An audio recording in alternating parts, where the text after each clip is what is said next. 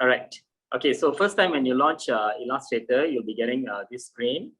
Okay, and then okay, for those first time using Illustrator, okay, you can create new document or you can open existing document or other documents, and down here you have recent file. Okay, something like this. You see, even the poster that I have seen. Okay, I just created this. All right. So for example, if I go to create new, okay, so any version will do. Okay, any version you want to use. Currently, I'm using 2020. Okay, you can use 2022, or even you can use CS6 also can. No problem. I am using 2020, 2021, sir. Can, no problem. Okay, any version doesn't matter. Shukri. All right. And the interface for new document, right, that will be slightly different compared to the older version. Okay, yes, may I know anyone here using CS6? Anyone using CS6? Yes, no? No. The actual thing is, I think I don't know what is CRC. I am not so advanced, so I don't know what is that, sir. How old are you? I'm not. Oh, age is not a matter. It's just a number, sir. 44. I'm 44, sir. 44. Oh, okay. All right. Your voice look like you are very young. That's oh, why. Thank you, sir. Everybody saying that. Okay. That's why I was wondering whether there are some children joined the training or not. Okay. So what is CS6? Okay. The first time, right, when this Adobe software launched, right, they come with version 1, version 2, version 3. Okay. I started with Photoshop version 3. Okay. And then after that, they introduced CS, Creative Suite. Okay. Creative Suite, and then Creative Suite 2, 3, 4, 5, 6. Okay, Creative Suite, they stopped, I think, can't remember what year. If not mistaken, 2009 or something, 9 or 10. Okay, and then after that, they introduced CC.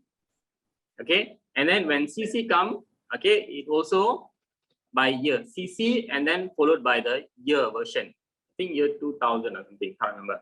Okay, and currently they don't in the name they don't put CC, but they put the version year. Okay, CC is a Creative Cloud, CS is a Creative Suite, very old version. Okay, year 2008 I was still using CS. All right. Okay, so CS is an older version. I'm just checking whether anyone is still using the CS version. Okay, so the last version for CS is CS6, no more CS7. Then the CC was introduced, Creative Cloud. So that's why nowadays when you're installing, you need to install the Creative Cloud first. Then only you will choose the application from there. All right, okay, just for your information. All right.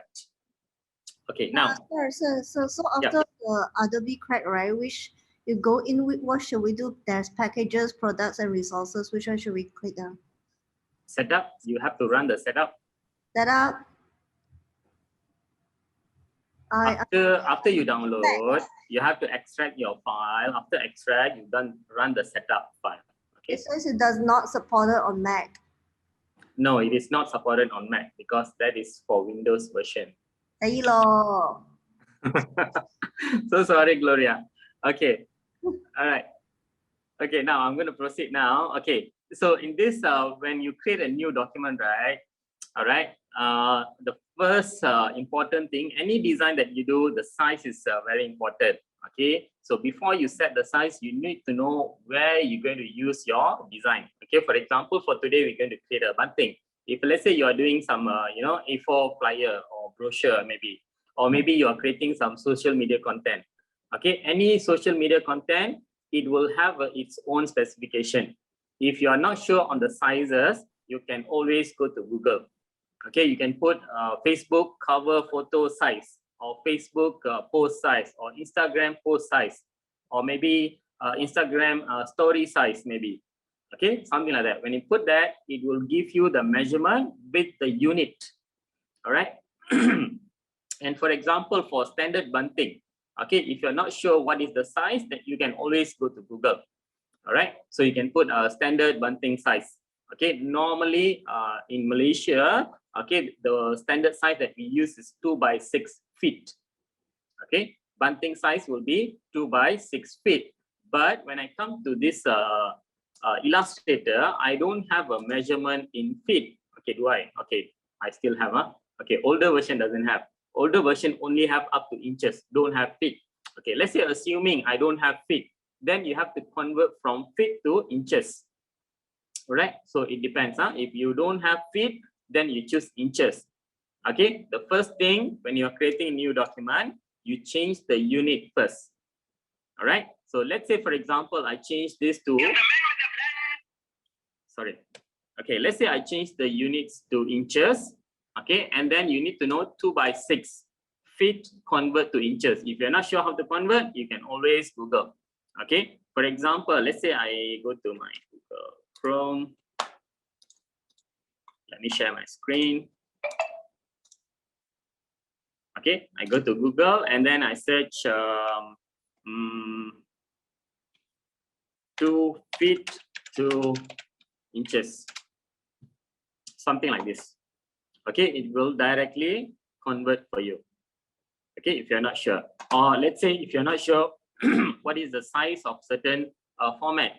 Okay, so I just put here standard bunting size. Okay, something like this, and then you can go down here. Okay, standard bunting size is 2 feet by 6 feet height. Okay, of course there is a custom size also. Some of the bunting will be slightly wider a bit. Okay, some of it may be 3 feet by 6 feet. Okay, it depends. And if you're creating a banner, okay, you're going to hang a very big banner, let's say, then it will be depend on what size that you want to create. And sometimes people draw, create a backdrop for stages, you see. That one also is going to be very big. Okay, depends on how big you want to create. You can create that document sizes. Okay, in this case, I'm going to create 2 by 6 feet. And if you're not sure how to convert, then you just go to Google, you type 2 feet to inches or 2 feet to cm, maybe something like this. Understand? Changing the unit. Okay, now let me go back to my Illustrator. Okay, let's say I want to change it to inches. Okay, 1 feet equivalents to 12 inches. Okay, so I can just directly 2 times 12. So I get 24 inches in width, and then the height I get 6 times 12, and then I get 72, let's say. So this is in inches. All right, and then orientation, normally bunting will be in portrait, so you just leave it. Artboard is how many pages of design that you want to create. Let's say you want to create different types of bunting. All right, maybe 3 types, different design, let's say. Then you can create 3 artboard. Means you will get 3 pages for you to include the design. All right, and then the bleeding. Okay, this bleeding is just a indication only, not important. All right, so for now, just leave it. And then the color mode. Since we're going to print this document, okay, anything to do with printing, the color mode, you change it to CMYK. Okay, yeah. CMYK means cyan, magenta, yellow, and black. It's a basic color for printing. Yeah. Yes. Yes, Chip, any questions? I kept it directly 2 feet by 6 feet. Is it okay? Can, no problem. Okay, sir. Thank you. Okay, color mode, you change it to CMYK. Yep. All right, and then the raster effect. Okay, this one is a resolution. Whenever you include any images, okay, it will be rasterized into this resolution. Okay, since it's going to be a big, large format printing. Okay, we call it large format printing. So you can lower down to medium, maybe. If let's say you are creating a billboard size design, okay, of course you put whatever sizes here, and then this raster effect you can lower down also. Maybe you can put screen because the design is going to be very big, huge. All right. Okay, and if you're creating a design for digital media, okay, for social media, or maybe for a website, or maybe for, you know, a title for your drama series, or whatever, anything to do with digital media, or you want to send to WhatsApp, okay, you can use this as 72, the raster effect. And of course, here the unit will be pixel, and then the sizes will be in thousands maybe, and then bleeding no need. Color mode must be in RGB if it is for screen. Okay, and come back to color mode. Okay, RGB is a red, green, and blue. Red, green, blue is a basic color for light. Okay, digital media we will consume from a screen, which it will emit lights. Okay, so that's why you need to use RGB. But for printing, you use CMYK. And the resolution I changed to 150. Okay, PPI is point per inch. Sir, the Yeah. raster effects, if you want to change it later, is it possible, or you have to maintain the medium effect? Okay, this one, okay, you can put high also can. Okay, but when you are printing, when you're, when you are outputting the file, when you're exporting the file, right, you still have an option to change. Oh, okay. When you're exporting the file. Normally, when for printing, we will send it in PDF file. Okay, in the PDF file setting, you still can choose the resolution. What is PPI? All right, point per inch. Point per inch. So the higher it is, the lower it is. The higher is the quality will be higher. Okay. For normal printing, for example, you want to print a A4 size, a brochure, okay, and then you want to print maybe a poster, A3 poster maybe, or maybe you want to print a business card, okay. Normal printing, you choose 300 PPI. But just now, why you said Billboard choose the screen one, the lower one? Because the document is very big, including for Bunting, I'm going to put medium, 150. But when the document is very big, aren't we supposed to choose higher? No. Yeah, I was thinking that because, you know, the more higher it will get like pixelized or you see the points. So I was thinking that why don't we increase the density of the points? I mean, so that's what. Okay, you can increase it to a maximum size. Okay, you can increase the size, but then when you print it, right? Okay, it doesn't make any difference, number one. Number two, it will be very, very, very, very heavy for your computer to support. Oh, I see. Oh, so that's where we need to balance a bit, is it? Yes, correct. Okay, So and then it doesn't really affect the pixel, is it? no. Large format printing, I'm talking about large format, not normal. Normal, you must use 300. Okay. Okay, A4 size, A3 size, business card, A5 size, okay, B5, B4, whatever, you must use 300. Okay. Okay, this one you cannot compromise.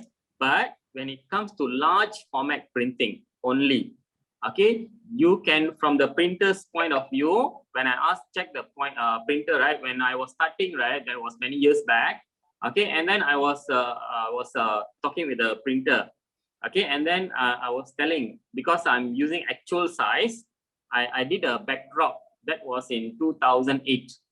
Okay, I did a backdrop design, very big. If not mistaken, it's about 30 feet or something. Okay, and then when I use the actual size, right, the computer unable to support that. Okay, open file, it took half an hour. Save file, it took half an hour. And then you move an object from point A to point B, it take another 10 minutes, something like that. Okay, it's very heavy, make the work very slow. And then when I checked with them, they said, for large format printing, we can reduce the size up to 10 times. You understand or not? Yeah. Okay, so this resolution and this size, it's related. Okay, if you want to maintain 300, make sure you lower down this. Of course, proportionately, the width and the height, you can. All right, so for now, what you do, you just put it as medium. 100 also can. Okay, but we don't have an option for 100, but when I export the file, then you have an option for 100. Okay, clear everyone? Okay, Only for large format printing, you can lower down the raster effect. Okay, any more questions before we proceed? on the size and this setting here for new document? Anyone? Okay, I'm going to proceed now. Okay, what I want you all to do also, you go to new, or you go to file new, and then you change this unit first, and then set the width and height, and then change the color mode to CMYK, raster effect to 150, and then you just create. Can you all do that? How to do? I also don't have software. You should have planned much earlier, Gloria. Right? Teacher, do we need to bleed area? Come again? Do we Okay, need bleed. You can just leave it as 0. Even if you want to put, also can. Okay, so shortly I will show you what are the difference with when you put bleed and without bleed. Okay. Yeah, I mean, normally for printing, they say you need to bleed so that between there's no white space. Yes, correct. But this one is just an indication only, just a guideline only.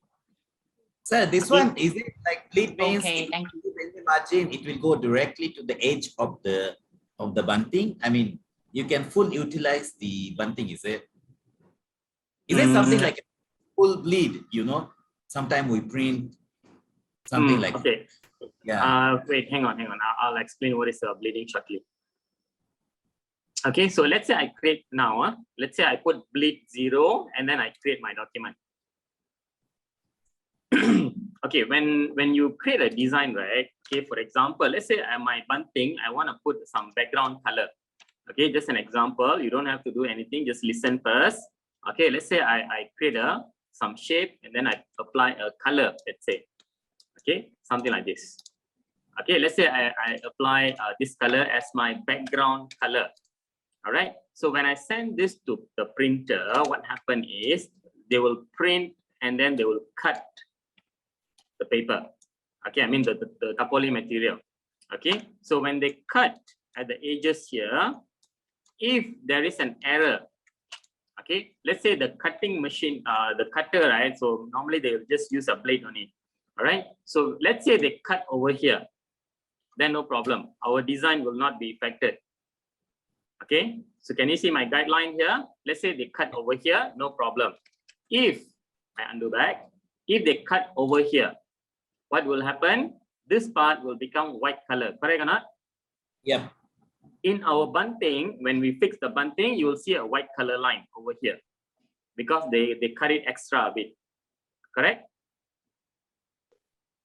Okay, so that's why what we need to do is when you have any full color like this, full color until the edges of the document, you have to make it slightly bigger like this, so that even they made a mistake a bit only, still no problem because we put a bleeding.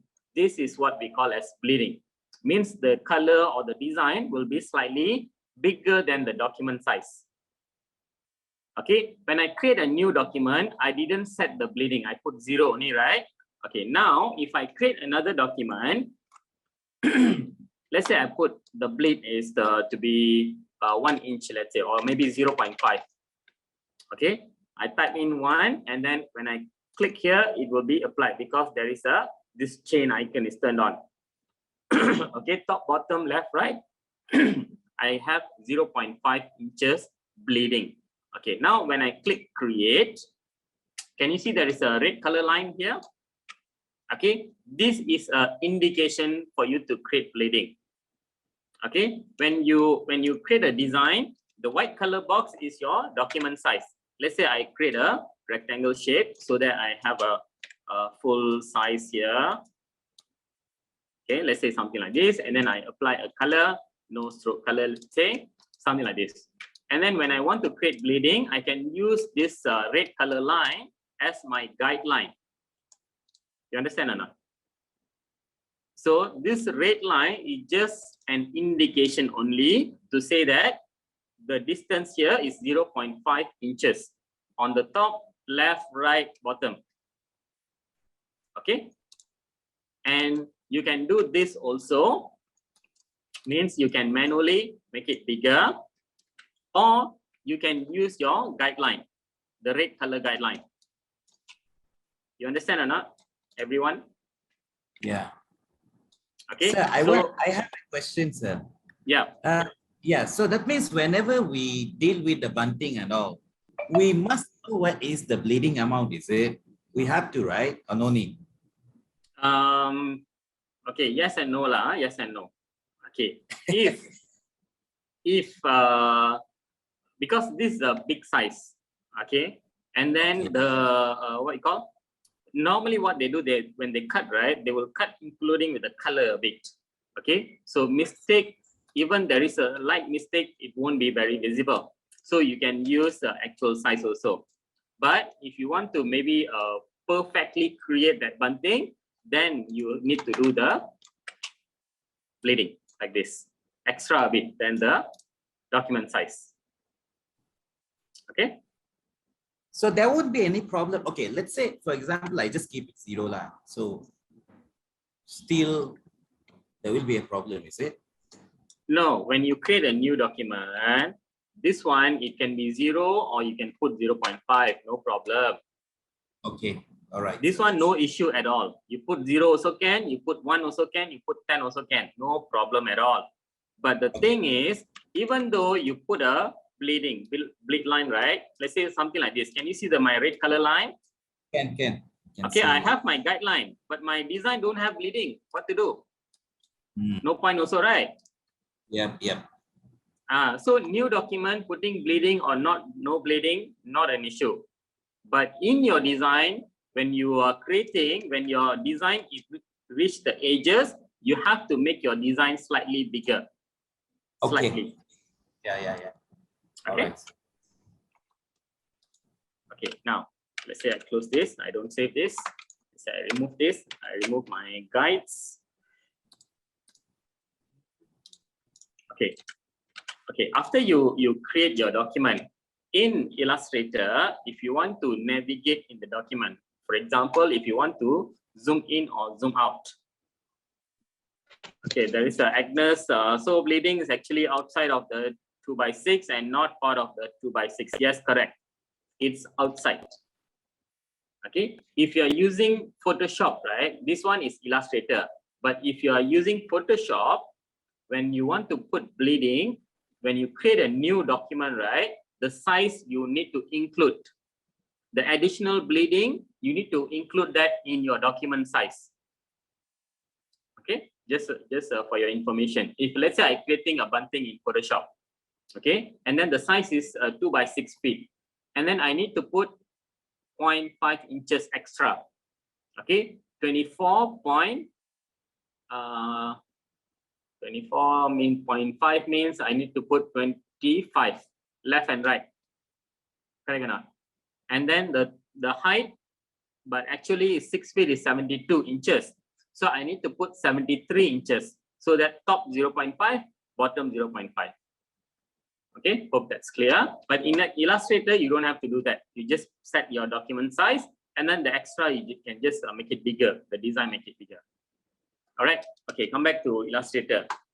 To zoom in and zoom out, okay, you can press Ctrl+ and Ctrl-. Ctrl+ to zoom in, Ctrl- to zoom out. And then after you zoom in, if let's say you want to see the top part of the document, you hold your space bar, you click and drag. You understand? Hold your space bar, you click and drag to pan in your document. All right? Is it clear? Yes, sir. Okay, let's say I have some objects. Okay, and then on top here, I have some objects, and then I zoom in. Okay, let's say I already zoom in. And then I want to have a look at the top area. So hold the space bar, click and drag. Hold the space bar, click and drag. This is after you zoom in. To zoom out, you can use a Ctrl-. Hold your Control and then press minus in your keyboard, or you press Control and 0. Okay. Okay, Mahendran, what will be the output when we mistakenly set the color to RGB? Okay, very good question. If you mistakenly put the color mode to RGB, right?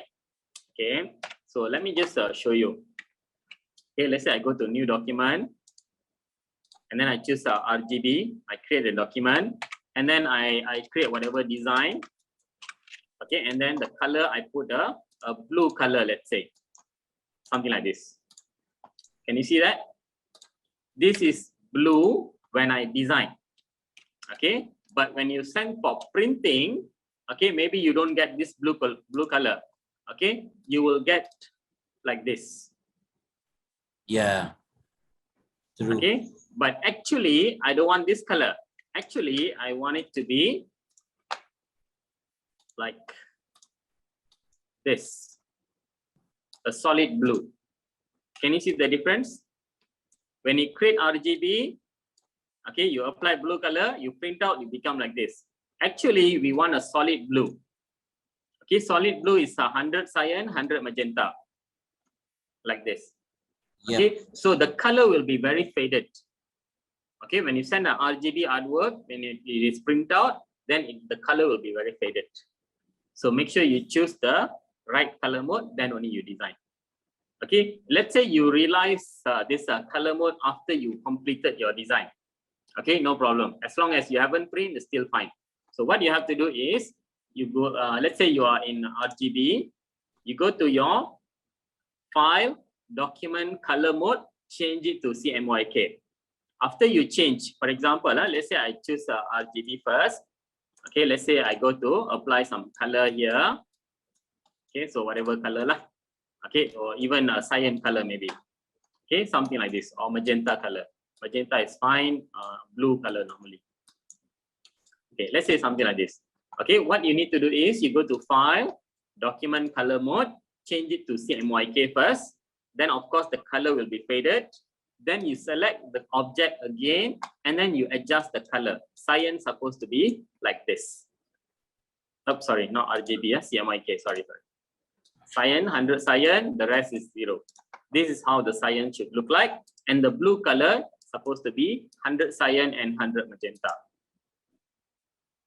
All right, so you have to adjust back the color from your design, in case if you made a mistake there.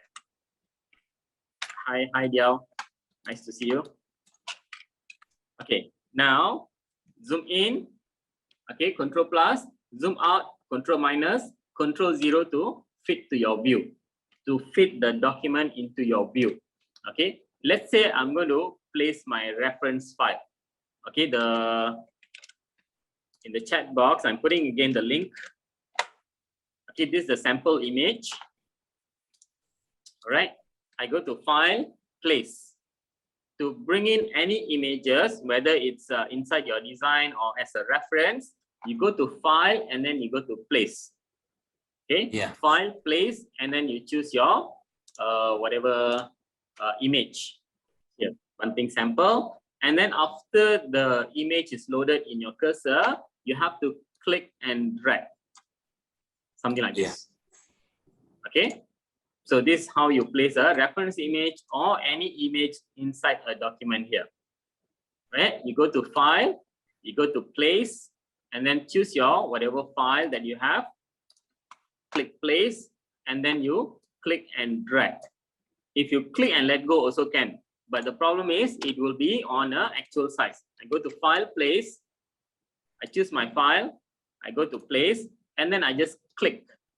This will be an actual size. Sometimes, if your document resolution is 300, let's say, and then the downloaded image is resolution is 72, let's say. So when you place, right, when you just click and let go your mouse, it will be very big. Then again, you have to scale it down multiple times. So to avoid that, we just click and drag. Okay, understand everyone? Yes, sir. Okay, so let's say I make this slightly bigger. Okay, when you're making it bigger, right, any images or any text, okay, when you're making it bigger, make sure you hold your shift key. Okay, hold your shift key and then make it bigger. If you don't hold your shift key, right, it will be distorted. We don't want this. It applies to any images and also text. Okay, when you type something, right, a title or maybe whatever contact number, if you want to make it bigger, hold your shift key and drag from the corner. All right. Okay, so let's say I place it. It won't be proportionate, isn't it, sir? Come again? Yeah. It will not be proportionate. If you don't press the shift key. Yes. I mean, if you press the key, yeah, it's becoming proportional. Yes, thanks to correct. yeah. Correct. Okay. So, yep, something like this. Okay, let's say I'm going to crop this side.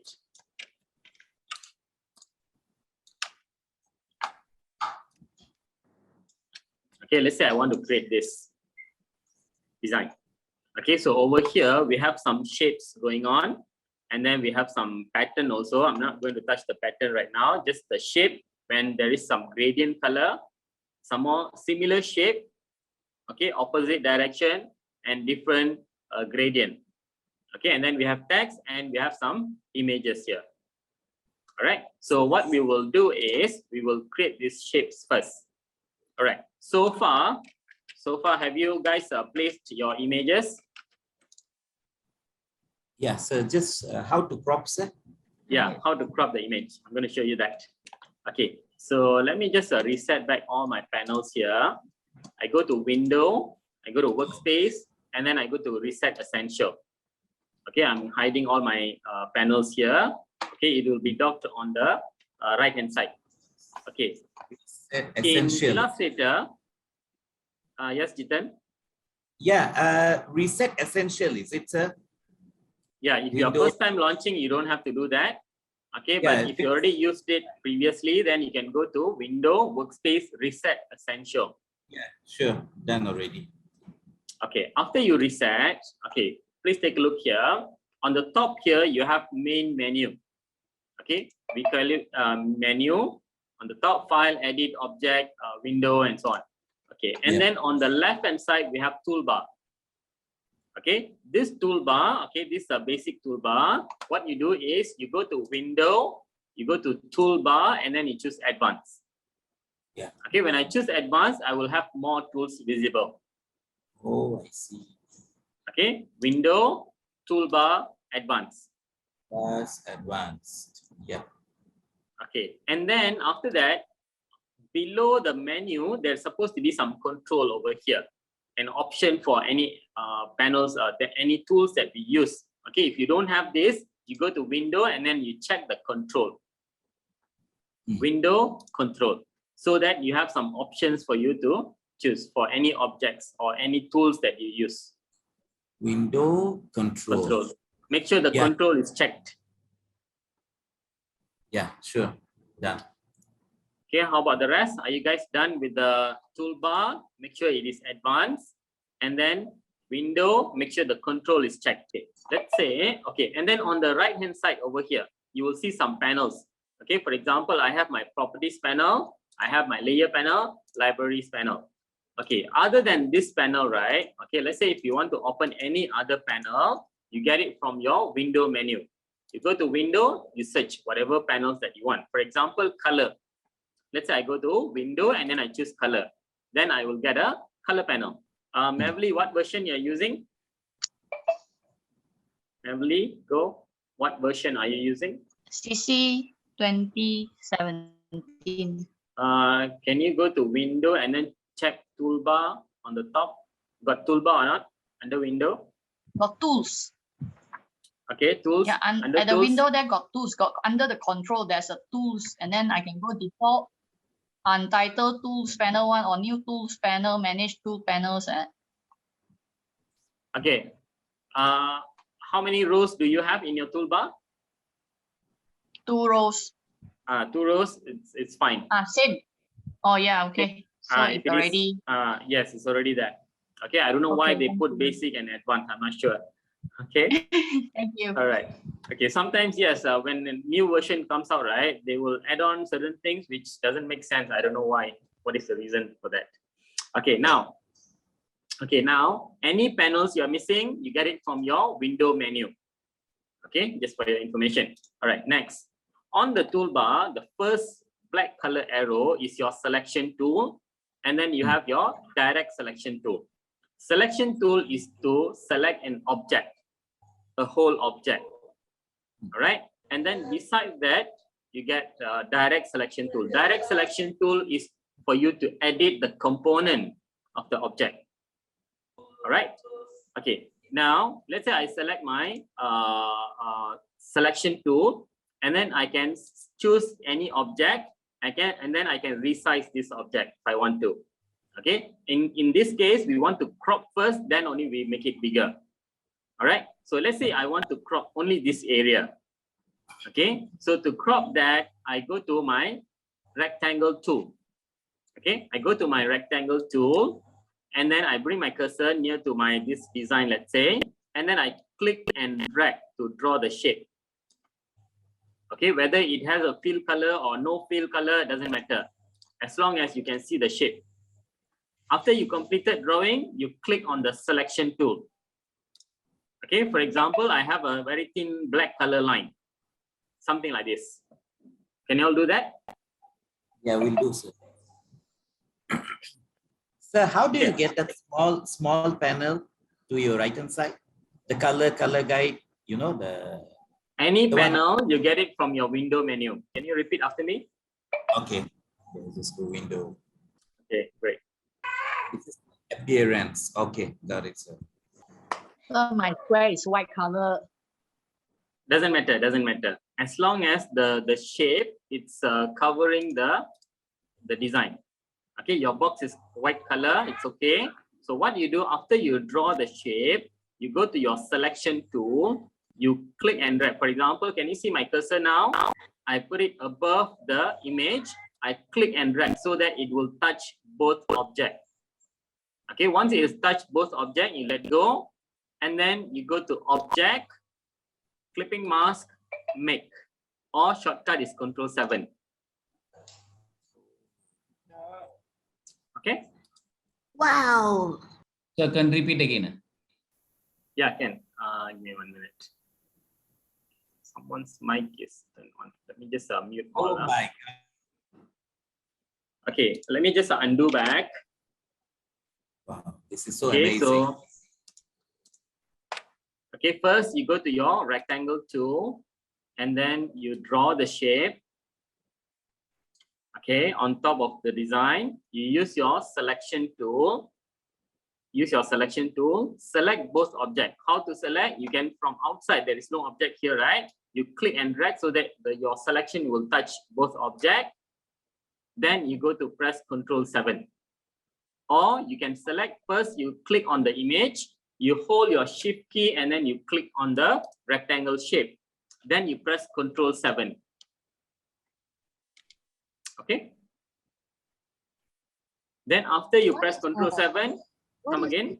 What is the long way of Control+7? Object, clipping mask, make. Okay, object, clipping mask, make. I undo back. Select both object. Sorry. Select both object, menu, clipping mask, and make. Okay. Right. Okay, after you crop this image, right? You select the object and then you make it bigger. Make sure when you're making it bigger, you hold your shift key and then put it aside. Something like this. Okay, done. Resizing the image, reference image. Okay, very good. Okay, just for your information, normally in my classes, right, I will be always using a reference image or reference video. Okay, so that when we start to learn something, right, we will always try to copy first. Okay, we try to copy other people's work as much as we can until a moment, at a point, we become expert in that. Then you can create your own design. Okay, this one is just for your learning purpose. You refer to other people's work. Okay, once you are good at it with the tools, then you can custom make your design. All right, so that's why I didn't create any new one. Okay, we need to know how the design is created so that we can modify that in future. Okay, so after you rescale the image, okay, so we want to create this shape, let's say. The first one is this object. Okay, so for example, I go to my rectangle tool and then I click and drag to create the shape. And then I need to put a color because currently my object don't have any color right now. Okay, how to put in color? So after you draw the shape, you go to your selection tool immediately. Okay, I repeat again. Go to your rectangle tool. You click and drag any size, any shape, doesn't matter. Let's say something like this. and then immediately go to your selection tool, and then you open up your color panel. Okay, how to open color panel? You go to window and then you choose color. Okay, and then you have two colors here. One is fill color and stroke color. Can you see my cursor right now? Fill color, stroke color. You need to click at the fill color, and then you can choose a color from your down here. Okay, you can make it bigger a bit so that you can choose the color, something like this. Let's say I choose some bluish color, maybe something like that. And then if you want to change the stroke color, you click at the stroke color, then only you choose the color, something like this. But of course, we don't want any stroke color right now. So I click at the stroke color, I choose none. I click at the fill color, and then I choose a color from here, or you can adjust by using the slider. Okay, cyan 100, yellow 0, and then adjust the magenta, something like this. Understand or not? Applying the color? Yes. Okay, so try to create a shape first, something like this. If done, please let me know. Always remember, after you create any shape, okay, let's say in this case, we are using a rectangle tool. After you're done drawing, you immediately change back the tool to selection tool, all right? Done, sir. Okay, now, if I want to modify this shape, okay, please take a look, everyone. Listen very carefully. If I want to modify this shape, if I use my selection tool, I select my object, okay, I will get this option for me to scale it up or down. And if you want it to be proportionate, you hold your shift key. And then if I bring my cursor out a bit, I'll get a banded arrow, then I can click and drag to rotate. Okay, if I want to rotate in a very specific angle, then I can choose my other tools. Okay, but if I want to rotate here, let's say I want to increase to 45 degrees, I can hold my shift key and then I can click and drag, something like this. Or I can click and drag while holding shift key for 90 degrees, something like this. Okay, so this for rotation. And then you will see a small circle here. This is a round corner widget. Okay, this one, if you click and drag the small circle at the corners here, right, it will make your object as a rounded corners. Okay, we don't want any rounded corner right now. So I undo back. This just for your information. All right, now, if I use my direct selection tool, I click at the direct selection tool. I click outside first to deselect, and then click again on the path. Path means the edges. Okay, click at the edge, then you will see a white color boxes, 4 corner, and I can click and drag this. Okay, this one we call it as anchor point. Okay, you can click and drag the anchor point by using direct selection tool. You need to deselect first. Huh? Always remember, for example, let me just undo back. If I use my selection tool, I select my object, and then if I go to my direct selection tool, all 4 anchor points has been selected already. If I click and drag now, everything will be moving because 4 anchor point is selected. So that's why you need to click outside first to deselect, and then click again on top of the path or the anchor point. Then you can click and drag. Understand? Sir, I need one help from you. Yeah. I'm stuck with this. You know, the rotation icon is not visible. Can I share my screen if you don't mind? Yeah, can. Okay, so, okay, all right. So let me share my... But you don't have to rotate right now, right? No. I'm looking for the point, you know, the small icon which comes like clockwise and counterclockwise. Can you share your screen first? Okay. I share my screen then. Basically, okay, you can see my screen, sir? Now? Yeah, can. Okay, you see here, normally when I select, okay, let's say I go to this selection tool. Okay, when I, yeah, you see that rotation icon is not coming out. Move out a bit. Move further away a bit. Further away a bit, you see? Nearer. Okay, I zoom a bit. Okay, click outside first. Yeah, I outside. Click, select again. Okay. Okay, bring your cursor out. Okay, you don't see the rotation. Okay, it's okay, yeah. No problem.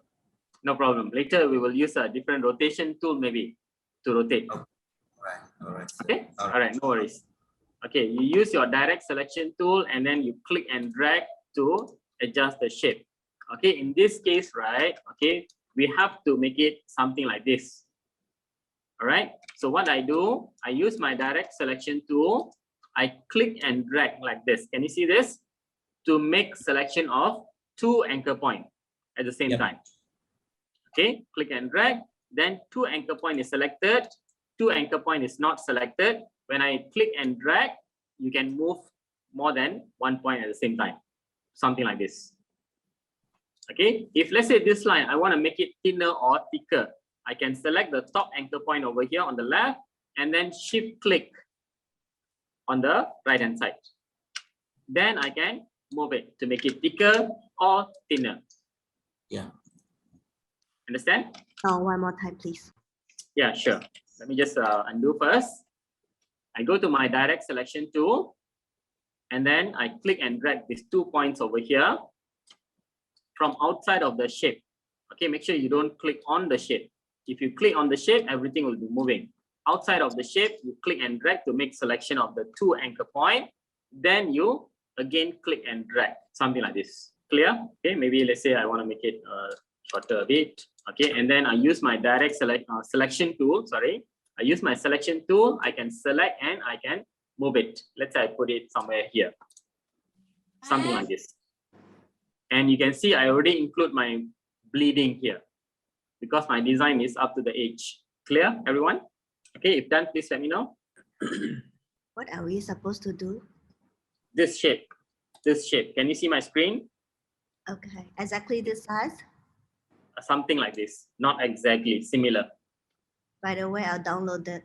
Anyone got any question? How did you make it fatter?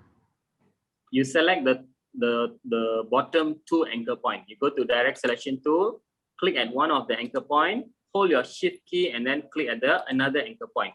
So you select 2 anchor point at the same time, then you can move it. When you're moving up and down, right, make sure you hold your shift key and drag so that you don't accidentally move it to the side. We want this line to be straight. It's either that or you draw a box outside to go in, right? You draw a box outside to go in. What do you mean? Never mind. Oh, yes, yes, yes. Okay, now I understand. Yeah, you finally understand my language. Yes, you click and drag like this, right? Yeah.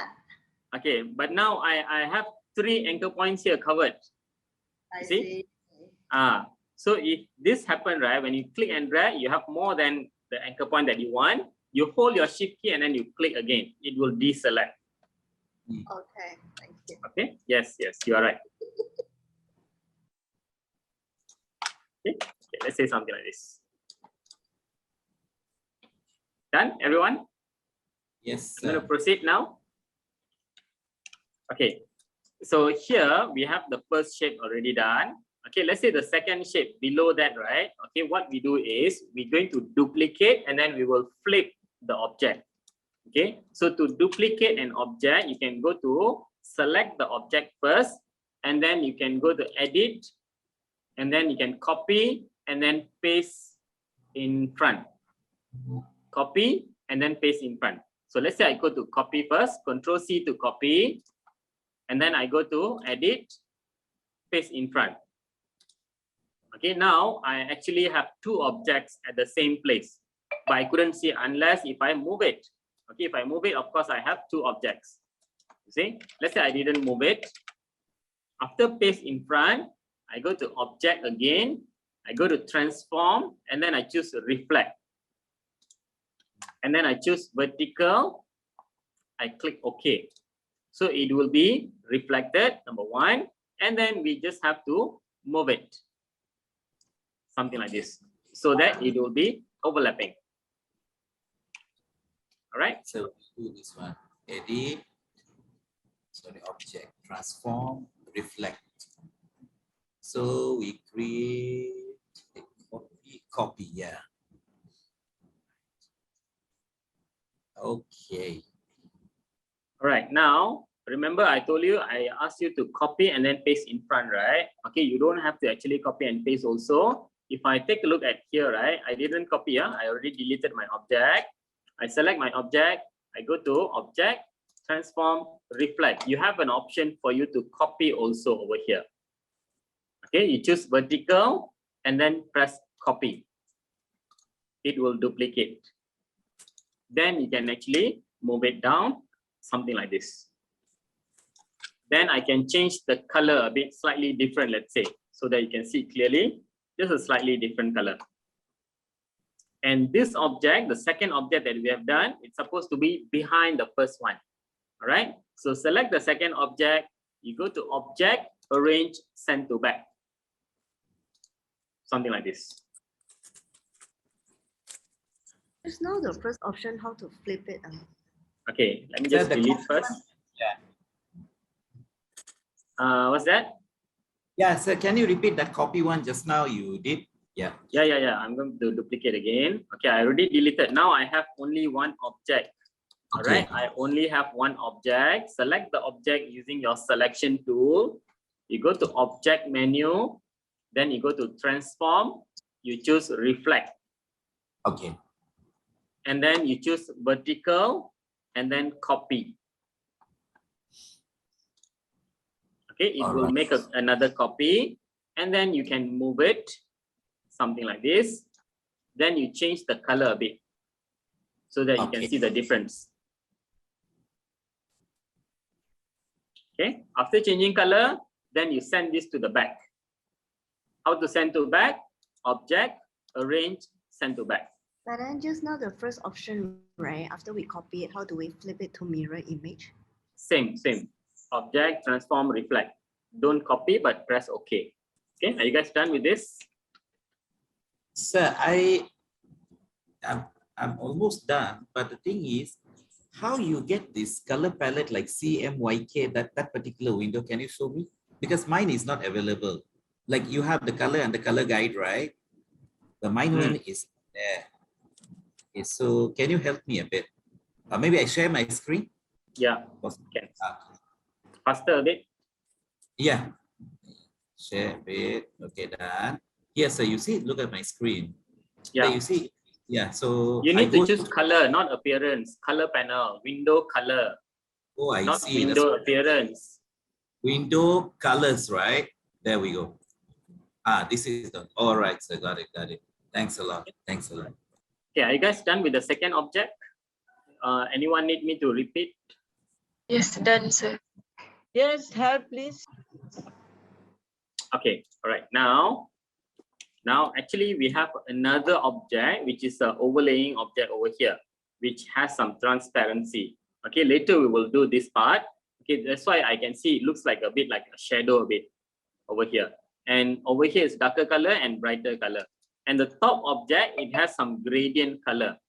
Okay, darker color and lighter color. Okay, later we will apply the gradient. Before that, let's say I want to do the next object over here. So this object, okay, the third object, the lighter blue, is similar to the second object. So what I can do is I can select my object, I can just duplicate and change color. Okay, so let's say, for example, I want to duplicate this. To duplicate, you can select the object, you can copy and paste in front, or Control-C, Control-V also can. Or another option is you hold your alternate key. You use your selection tool. Okay, you press alternate in your keyboard. Okay, and then when you bring it on top of the object, you will see double arrow, black and white arrow. While holding the alternate or the option key in Mac. In Mac, you hold your option key. You click and drag. While holding the alternate key, you click and drag, something like this. And then to align it properly, right? Okay, you can go nearer, you zoom in, and then you adjust the position. Okay, something like this. And then of course you can start to change the color. And this object should be a longer object.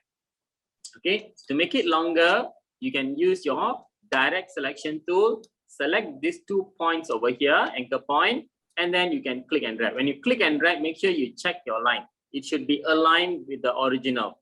So I need to move it up a bit, or move it up a bit, something like this. Then only I let go. Understand or not? Okay, for those who didn't get it right, I'm going to repeat one more time. Let me delete this. Select our second object. hold the alternate key in your keyboard, click and drag. Okay, and then you put it properly at the same place like this. Okay. Right. After you place it properly, then you need to make it longer a bit. Right. You use your direct selection tool. Okay, you select these two anchor points over here, and then you click and drag the anchor point. If you click and drag to the horizontally like this, so it is not going to be aligned. This is wrong. So I undo back. You click and drag, you can see the line, right? It should be aligned with the original object. Let's say something like this. Move it down a bit, move it up a bit, move it down a bit, then let go. Okay, clear on the third object? Then of course you can change the color. Make it a lighter color maybe. Something like this. How to see that blue line when dragging? How to see? What do you mean how to see? When you're dragging, you will see the blue color line. When you drag, you don't see the blue color line, is it, Logan? Can you share your screen, Logan? Click and drag the anchor point. Anchor point. Click and drag the anchor point. Not one anchor point. Oh, okay. How come don't see the anchor point? Okay, let me see. You see, your line is not connected, so it is not a shape. Let me try. Let me try to close it and see. Now, oh, still cannot see. So what I have done is, earlier, guys, for those who can't see the preview of the line, right? Okay, because I can notice that the color is actually moving together when you are dragging. Okay, so that is another option that you can get from your preferences. You go to edit, and then you go to preferences, and then I go to performance. Okay, and then you have a real-time drawing and editing. Okay, you just uncheck this. Okay, when you uncheck, you can see the line preview first. Okay, of course, sometimes real-time you can see the result already, but it is not helping in our case, right? All right, so in that case, we just turn off this real-time drawing and editing. Okay, clear, everyone? Okay, all right. So I'm not having a problem, so I just leave it lesser like that. Yes. Okay, now third object done, guys. Any problem with the third one? Have you changed the color also? Yep. Yes, done. Okay, shall we proceed? Yes, sir. Okay, great. Okay, now, and then behind this sample, right, there is a dark blue color over here. Okay, so we have to create something at the back of this empty space here. Okay, yeah. Even though the shape is not exactly the same, but it's still fine. The concept is still the same. So you just have to reposition the entire thing. Let's say I move it a bit, something like this to the corner. Okay, up a bit. Okay, roughly something like this. And then we need to create another object over here. To create another object, okay, what we can do is you can create another rectangle shape. Okay, let's say something like this. Okay, and then I go to my direct selection tool. I select one of the anchor point here, and then I just click and drag. You understand? As long as we fill up the empty space, it's fine. Any shape doesn't matter. Clear? Yeah, clear, sir. After that, you apply a darker blue, and then you send the blue to the back. Use your selection tool, select the object, arrange, send to back. So you get this. Okay, maybe this is not dark enough, so I can add some black color. Okay, something like this. Do you need me to repeat? Yes, no? Yes, Okay. sir. Okay, thanks, Lynn. All right, so let me just delete first. Please take a look. I go to my rectangle tool. I click and drag. Any shape doesn't matter. Please mute yourself, guys. Tuki Lim, please mute yourself.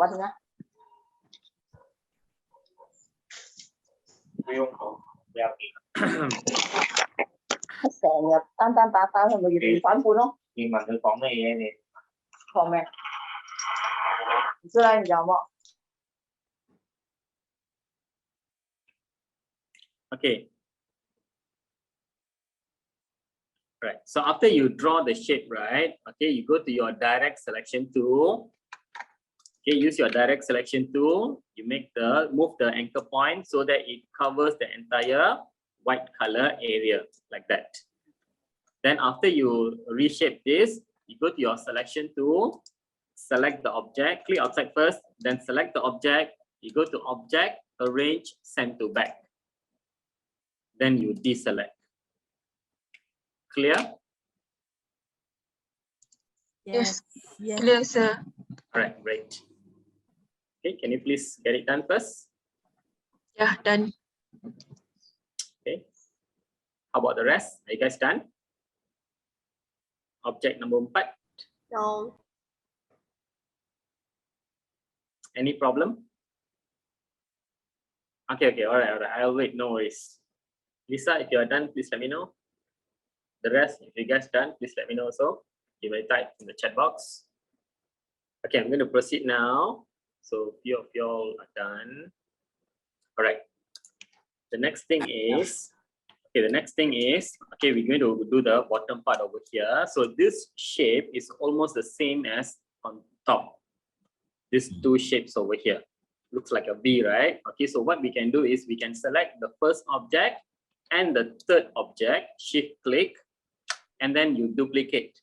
To duplicate, you use your selection tool, alternate, click and drag. If you want to move it down straight, right, you hold your shift key. Okay, if it is not straight, then you can just let go your shift and then you just click and drag, something like this. Hold your alternate, click and drag, something like this. And of course, I need to make this longer a bit. I can use my direct selection tool, select these 2 points here, and then I can click and drag to make it longer, something like this. Understand? Yes, sir. Okay, can you do it also? The gradient and the transparency part, you can just leave it first. Later, I'll show you how to do that. For now, just leave it as solid color. Okay, can you repeat the dark blue color part? What happened? Yeah, Okay, that's Gloria, take a look. Huh? Okay, I go to draw a rectangle shape. Okay, and then I go to my direct selection tool. I select one of the anchor point. I click and drag. I click and drag until it covers the entire white color area. Okay. After that, you go to your selection tool, click outside first, select again, and then you send to back. Object, arrange, send to back. Okay, thank you. Okay, Mavely, how to select 2 lines, 2 items at the same time. You use your selection tool, select one object first, hold your shift key, and then click another object. It will select 2 items. Okay, click to select one object, hold your shift key, and then click on another object. You already selected 2 objects. Now you hold your alternate key and drag. Hold your alternate and drag. Okay, and then change the position. And if you need to make it longer a bit. Okay, guys, you guys done? The color you don't have to change for now. Just leave it first because it's going to be a gradient color. So anyway, if you change now, you still need to put another color later. Okay, just the shape and make sure you have some bleeding also because it reached up to the edge. How about the rest? Done? Okay, Mohan done? Yes, sir. Done already. Okay, shall I proceed? Teacher, how did you copy the lower arrow? Okay, please take a look at my screen. Gloria, select the first object, shift click on the second object, hold your alternate and click and drag. Okay, thank you. Okay. Then reposition this, and if you need, you have to make it longer a bit. Something like this. Okay, now for the next object, let's say this one. Okay, it's also the same object. So you can always use your alternate key, click and drag. Something like this. All right, and make sure there is no gap. Okay, in between 2 objects. Make sure no gap. So you zoom in, after you duplicate, you make sure you click and drag so that there is no gap. Then after that, you use your direct selection tool, select one anchor point, hold the shift key and select the next anchor point. Then you make it longer. When you're making it longer also, right, Okay, so make sure there is no gap like this. Okay, I can move up and down the anchor point by using the up and down arrow key in my keyboard. Okay, I repeat one more time. After we select these two anchor points, I can move up and down, left and right using my arrow key in my keyboard. Can you see that? I'm using my arrow key in my keyboard. Up, down, or left, right. Clear, everyone? Yes, sir. Okay, great. Okay, so let me just adjust back. I press up arrow key until it is aligned properly. Okay, done. And of course, you have to change the color now. Why? So that we can see the difference. Just change for the purpose of visual only. Later, we are going to apply gradient. Okay, change to a slightly different color. Why I use arrow key cannot one? And one, you need to select the anchor point first. I did, but I don't know.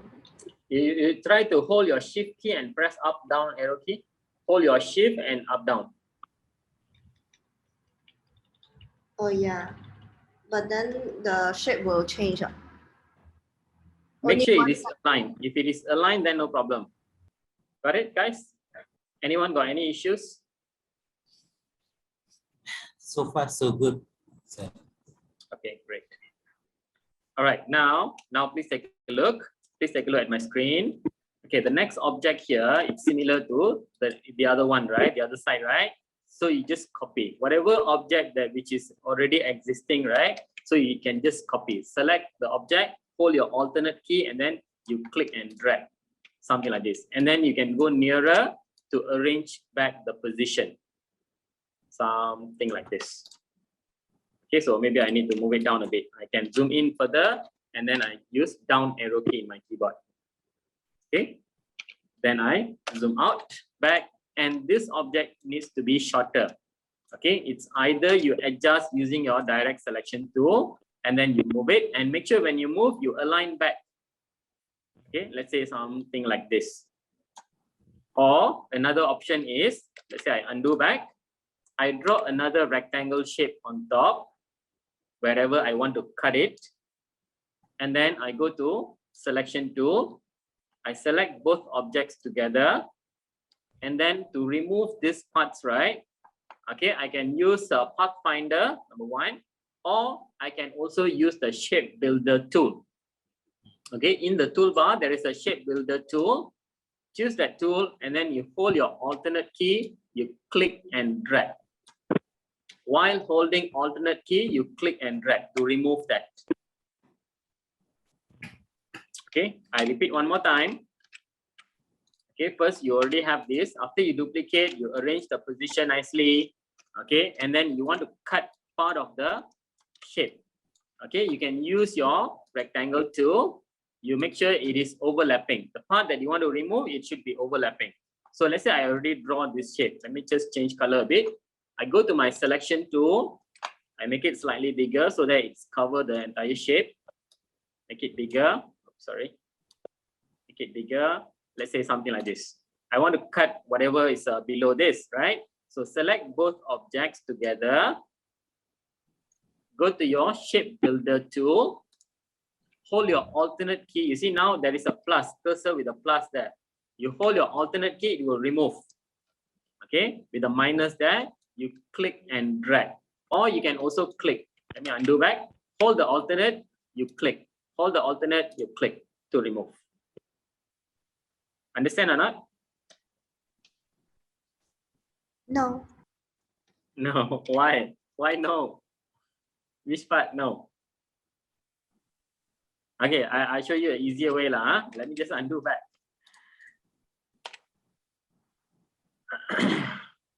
Yes, you hold your alternate. High zoom, you hold your alternate. Tekan alternate lama-lama, jangan lepas.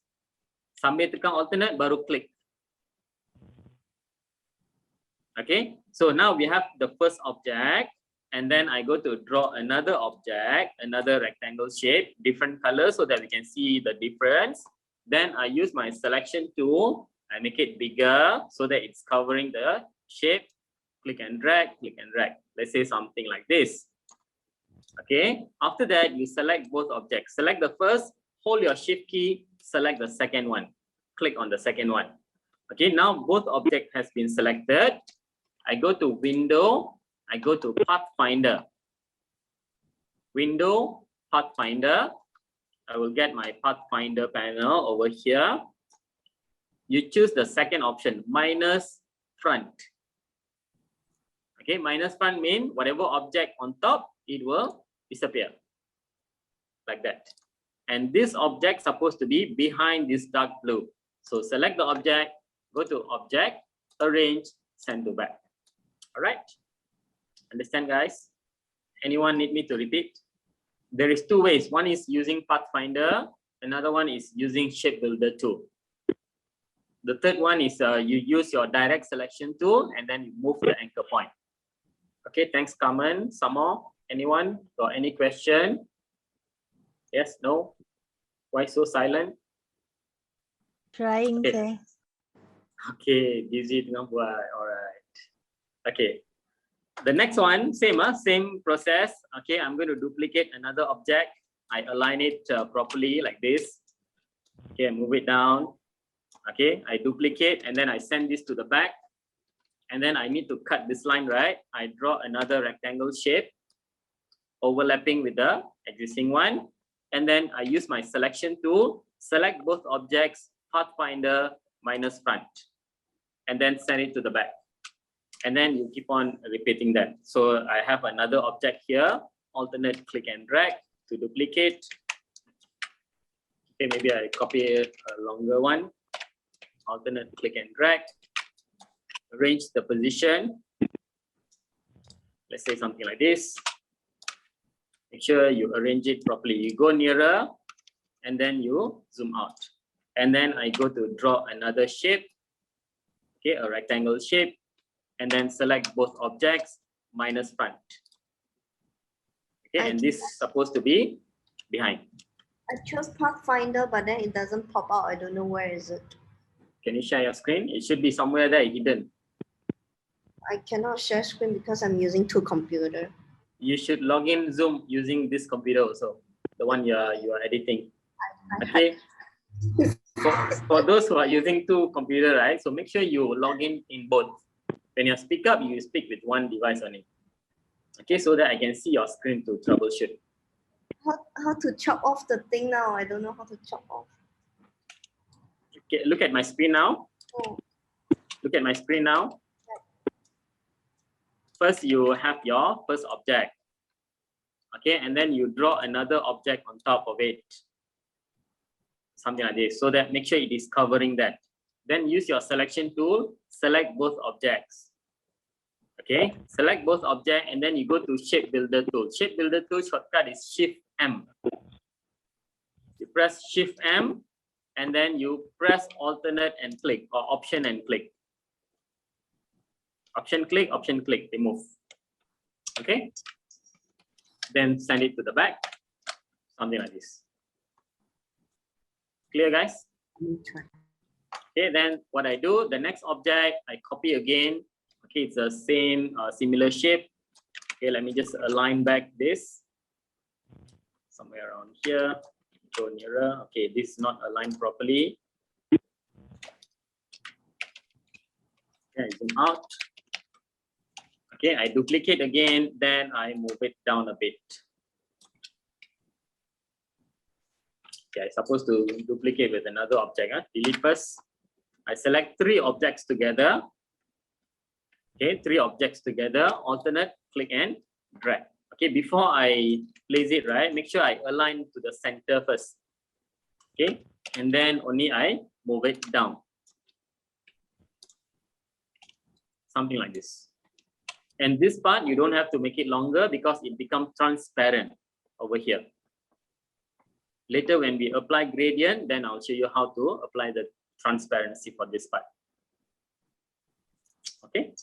Oh, okay, this one's supposed to be on top, huh? So sorry. Send to back. Okay, align it. Mohan, repeat which one, Mohan? So the last two steps. You mean this object, is it? Before that, sir. Okay, before that, this one, how to cut. Yes, sir. Okay, let's say for example, let me just delete first. Okay, let's say for example, I delete this object and then I duplicate this object, alternate click and drag, and then I place it somewhere around here. Make sure you position first properly. Okay, I put it over here, let's say, something like this. And then I zoom out. Okay, I need to cut from up to this line.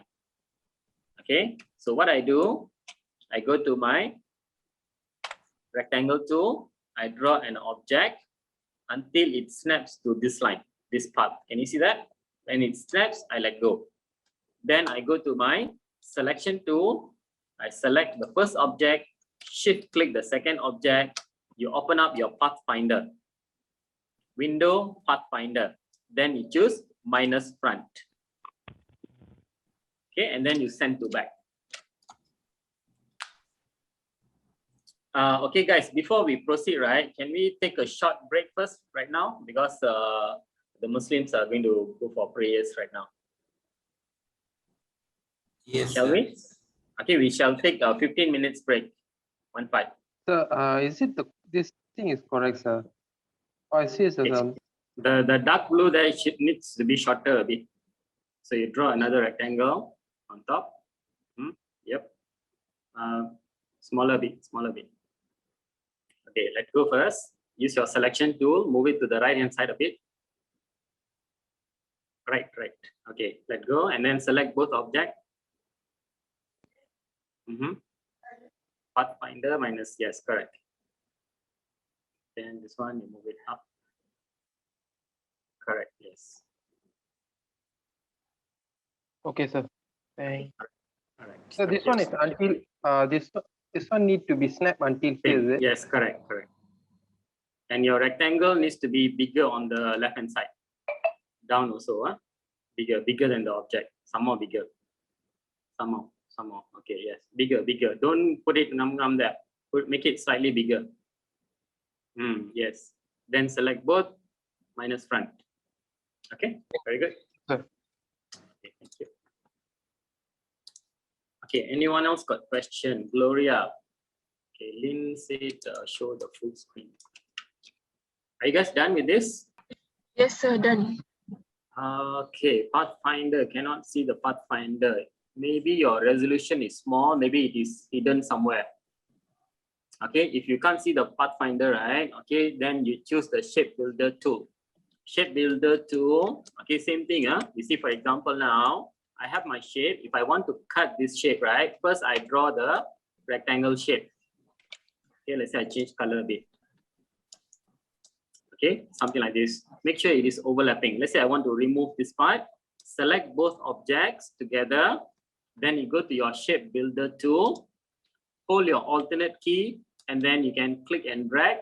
Something like this. Remove all this. Okay, I undo back.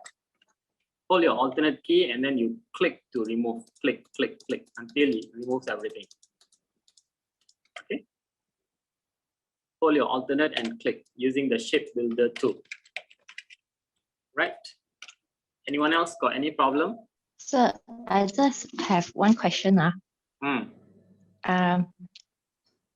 If I only have a line without color, I mean black color, not a shape filled by color. So if I want to cut, I can only use Pathfinder. I cannot use a shape builder. Am I right? No, can also. Also can. Also can. Okay, for example, just an example. Let's say I have a line only. So I copy this. I got no fill color. I got line only. Can you see this? Yes. This one, right? Okay, and then I draw another rectangle shape. Let's say I draw a rectangle shape like this. Okay, no fill color, only line color. All right, only stroke color. So I select both. I go to shape builder, and then I still can remove this. Oh, okay. So why the design duplicate function like that? Huh? I just wonder why they design duplicate functions like that. You mean There must be a- Pathfinder and Shape Builder, is it? Yes, there No, must no, be no, a no. difference, right? No. Okay, Shape Builder, you can use, for example, I go to Shape Builder. If I don't press anything, right, alternate, it is a plus sign. So means I can join all this together. Oh. Okay, and also if I have some lines here, okay, for example, let's say I have some line, just a line. I didn't close the part, just a line only. So I can select both. I can use my Shape Builder. I can remove this extra line, or I can remove the shape. So I get this. Okay. The Pathfinder also can do this. Pathfinder, some of the thing you cannot do. For example, like removing this line, you can't remove using the Pathfinder. Oh. Okay. I see, Pathfinder, it needs to be a full shape. Oh, okay. All right. Okay. Understood. Thank you for your explanation. Okay, now let's say we want to apply the gradient color. Okay, or before that we have some shapes also. Let's say, for example, like this background, right, is blue color, and here also blue color. So means this one is, there is no blue color behind this. Okay, so what I can do is, okay, there is another question. So basically I can also create a shape and punch a hole in the object for the shapes. Yes, correct. Okay, you draw a shape, you draw a circle, and then select both. You can remove using Shape Builder or the Pathfinder. Okay, so this one, we have a dark blue background. All right, for that, what I do, I can use my, let's say rectangle shape, a simple one lah. Okay, so I go to rectangle tool, I click and drag, something like this. Let's say I fill some color first. Okay, and then maybe I change the color so that I can see clearly. Let's say something like this, maybe here. Okay, and then I use my direct selection tool. I click at the anchor point. Excuse me. Okay, let's say I drag to this corner. Why this corner? Because over here, it has a blue color until here. Okay, here we don't have anything, or maybe up to here also I can do. All right, so up to here only. So that's why I put it over here, number one. And then over here, what I do, I add anchor point. On the path here, I'm going to add anchor point. Okay, to add anchor point, I click and hold my pen tool. Click and hold the pen tool, choose add anchor point tool. Click and hold the pen tool, choose add anchor point tool. I click on the path over here, let's say. And then I just simply click another one, maybe something like this. And then I use my direct selection tool. I can click and drag this anchor point so that it will be over here. And this anchor point, maybe I move it over here at the bottom, bigger than the document size, like this. Okay, and this one, I'm going to apply a dark blue color, maybe something like this, add some black color, and then send it to the back. Okay, and over here, when we apply gradient later, transparency, you will not see the blue color here. Right? Okay, again, I repeat one more time. Your shape must be something like this. This anchor point should be at this corner. So I delete first. First, I draw my rectangle shape. Use your rectangle tool to draw the shape, and then go to your direct selection tool. You click on one of the anchor point. You move it up here. Okay, the second anchor point here, you move it over here. You see, when I bring my anchor point here, it will snap, intersect. Okay, it is touching this corner over here. And this point, maybe I can bring it up here, somewhere around here. And we need another point. If I move this right over here, we still didn't cover entire thing because we only have 4 points here. So to add another point, you go to pen tool, you click and hold. Click and hold the pen tool, you will find add anchor point tool. Once you get add anchor point tool, you add another point over here, somewhere around here. Then you use your direct selection tool. You click and drag that new anchor point, something like this. Then you send this entire object to the back. Okay. Okay, guys. Just now I have a question here. Okay, I throw back the question to you guys. Okay, remember when we have this first object, why do we need to create another rectangle like this? For what? Anybody can answer or not? Why do we need to draw another shape over here? Remember just now we removed some of the part, right? Anyone can answer? Anyone? So to remove the overlapping areas, is it, sir? Yes, that's right. Okay, so basically why we need this is to make this line shorter, to remove this extra part. This is very long. Okay, earlier, for example, this shape, I want it to be very short. I don't want it to be very long like this. I don't want it to be long. I want it to be short, right? So that's why I need to draw another rectangle shape. For example, let's say I delete all this. Okay, delete all this. Okay, I duplicate this object. I put it here. Okay, so when I put over here, right? Okay, it's very long. But our reference image, right? The reference design, it's not long, it's short. Here. This object is short and it's up to here only. Okay, so we need to cut the extra. The extra shape here, we need to remove this. To remove, that's why we draw another rectangle. Like that. And then we just select both rectangle shape. We can use Pathfinder minus front, or I can use my shape builder, alternate click, it will remove. Okay, if you don't want to use this method, also can. You can use your direct selection tool. You can just click and drag. For example, it is very long, right? You use your direct selection tool, click at the first anchor point, shift click the second anchor point, you move it to make it shorter. Also can, no problem. All right. Hope that's clear. Okay, the background, dark background, is it done? Are you guys busy doing it? Done, sir. One person done. Okay, shall we proceed? Okay, all right. Now we're going to apply the gradient color. Okay, before apply gradient, let's say I want to put image first. Okay, any image will do. Let's say I find some related image like this. Okay, I go to file and then I go to place.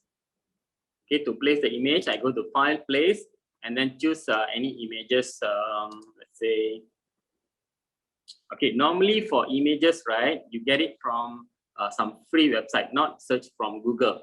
Okay, free website like pexels.com, pexels.com. Okay, let's say I have a building like this. Okay, and then I choose an image. Let's say this one. Okay, and then I choose place, and then I click and drag. Okay, and then of course we need to fill up the empty area here, the white color space, and also this transparent part here. So make sure when you scale up the image, right? Okay, it's bigger than this shape over here. Okay, and then you send this to the back. Okay, and of course after that you can reposition this if you want to. Okay, you can move left, right, up, down, whatever, you can do that. Okay, this is just an example, or maybe you can choose some other images. Let's say I choose another colorful image maybe, and then I make it bigger, and then I send it to the back. Sorry, okay, sir. Yes? How to use the add anchor tool? Add anchor point tool. You click and hold your pen tool, and then you go to add anchor point tool. Gloria, where you went when I asked, are you guys done? Do you guys have any problem? Are you guys done? So many times I've been asking, right? Once I go to the next topic, only you go back to the previous topic. It was done, and then you said, "Oh, only one person done," and then you continue. People busy. Then you didn't say not done also. I've been very busy doing. Then you didn't ask the question also. What should I assume? If no reply, what should I assume? And then did I say, shall I proceed? Did I say that, Gloria? No, you say, oh, only one person done. Okay, let's proceed. You even have a chance. Okay, if you have face problem, right, you should let me know. If not, I won't know. I will proceed. Then now we are at the second topic. Then you go back to the previous one. Okay, do you find the add anchor point tool? Yes. Okay, and then you click on the part, on the line. Then it will add another anchor point. Then you just move using your direct selection tool to make it bigger. All right. I did. I clicked, but then I don't know what happened. Okay, the rest of you, what you do, you place an image. Okay, any image. If you couldn't find any nice image, you can always go to your Google and then you go to pexels.com, pexels.com, and then you search. Okay, for example, let's say I put city. Okay, and then you click the download button over here. There is a small arrow, you click and it will download the file. The downloaded file, it will be in your downloads folder by default. Okay, and then you go to Illustrator and then you go to place. Understand? pexels.com. And then you search. After search, you browse first. Okay, don't take too long. And then you go to click the download button. Okay, click the download button. It will be downloaded in your downloads folder. Then you place it in Illustrator. The rest of you place the image first. And then let me show you again this object here. Gloria, can you share your screen, Gloria? Cannot share, ma. Oh, okay, cannot share. Okay, let me just delete this. Take a look at my screen now. Listen very carefully. Okay, so here I already deleted my background here. I go to my rectangle tool. I click and drag to draw the rectangle shape. Oh, so sorry. Sir, your screen. Sir, your screen. Okay, come in. Hang on. Okay, I deleted my background. Okay, I delete everything now. Okay, now this white color space, we want to put a dark blue. So I go to rectangle shape tool, and then I draw the rectangle shape. Then I use my direct selection tool. Click on one of the anchor point first. Then only you drag. Let's say something like this. And then the second point here, click and drag to this corner over here. Okay, and then for the third point here, what I do, I go to add anchor point somewhere around here. Okay, I go to click and hold my pen tool. I will find add anchor point tool. Choose add anchor point tool and make sure you click when it says path. When it says path, then only you click. Don't click outside. If you click outside, you will get an error message. You see, please use the add anchor point tool on a segment of a path. Okay, don't click outside. You click on the path. When it says path, you click. It will add a point there, anchor point. Then you use your direct selection tool. You click and drag that anchor point somewhere around here, and the bottom one over here, and the other one over here.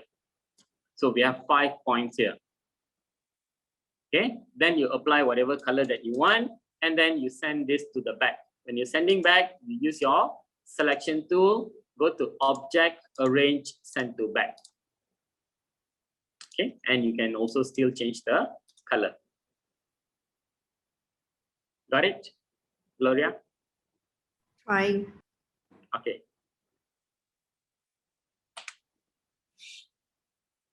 Okay, and then those who are done, you place an image. Okay, let's say I go to my download folder. I have my image here. I click and drag. And then use your selection tool. You make it bigger, as big as this corner here. Okay, very important. Then you send this to the back. After you send to back, you still can move around your image, and as long as you don't see the white color space. Okay, for example, you can move left, right, up, down a bit. Okay. And whatever outside of the document area, it's fine, no problem. You just leave it as it is. I used to. Can't hear you, Gloria.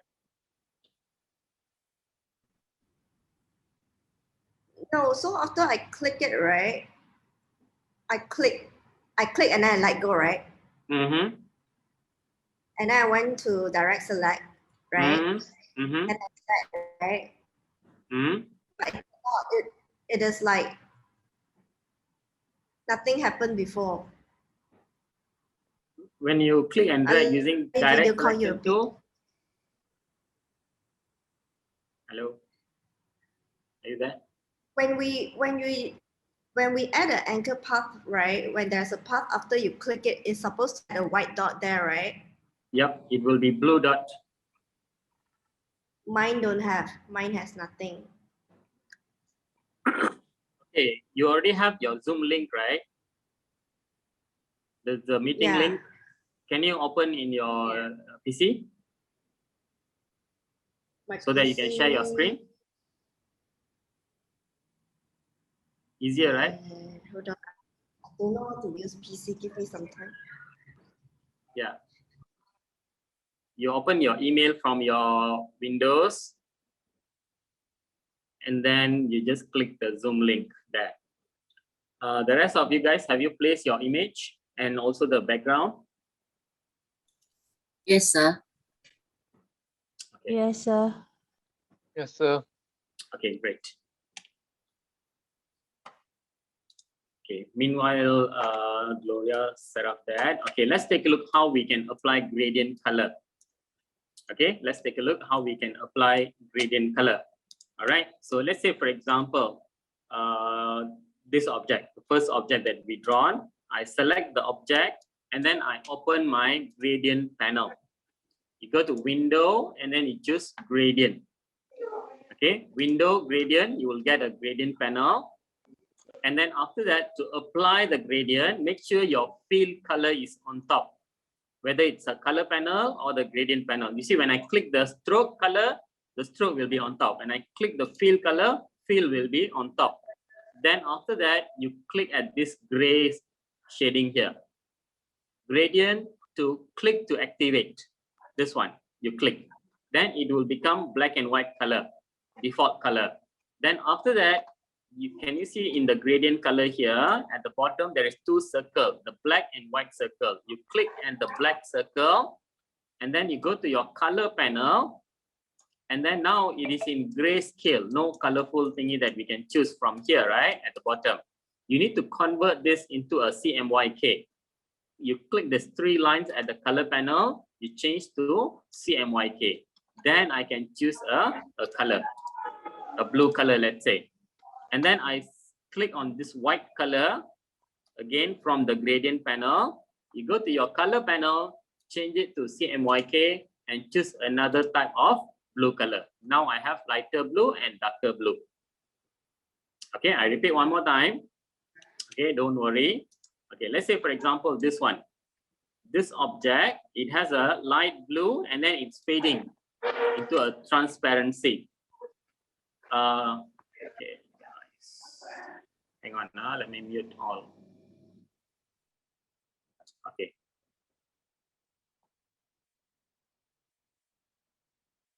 Okay, let's say I select this object. I go to my gradient tool, gradient panel, sorry. I click on this fill color first, then click on the whatever gradient that you have. Okay, black and white or whatever blue color like this.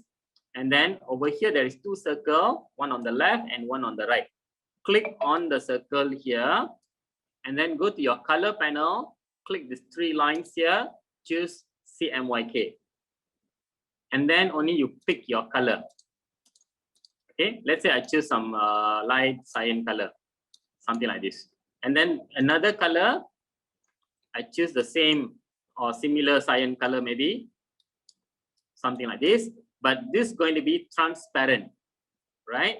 Because I can see part of the background here.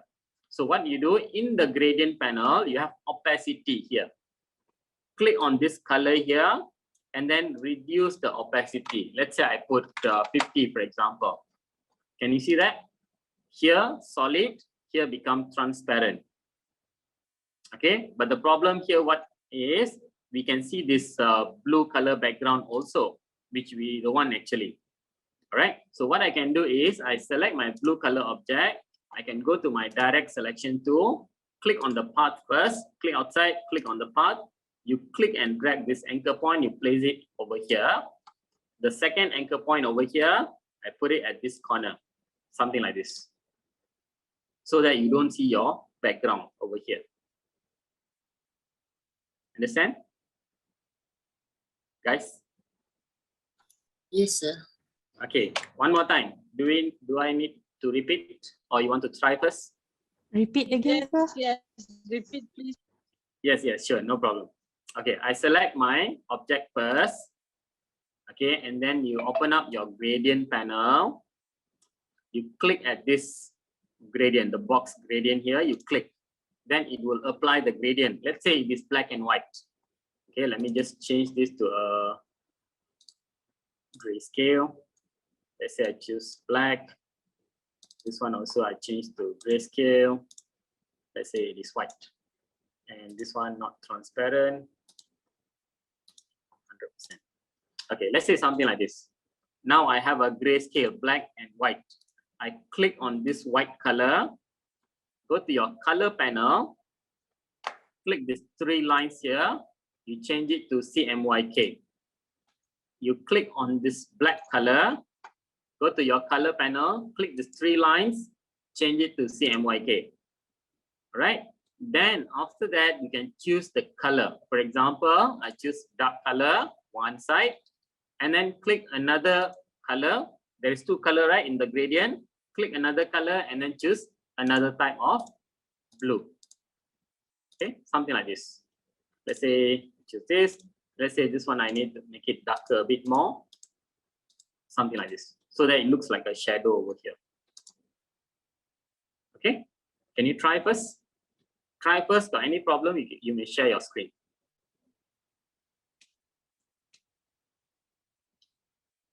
Okay, please try first. My line remain on gray color. Your line, not fill color.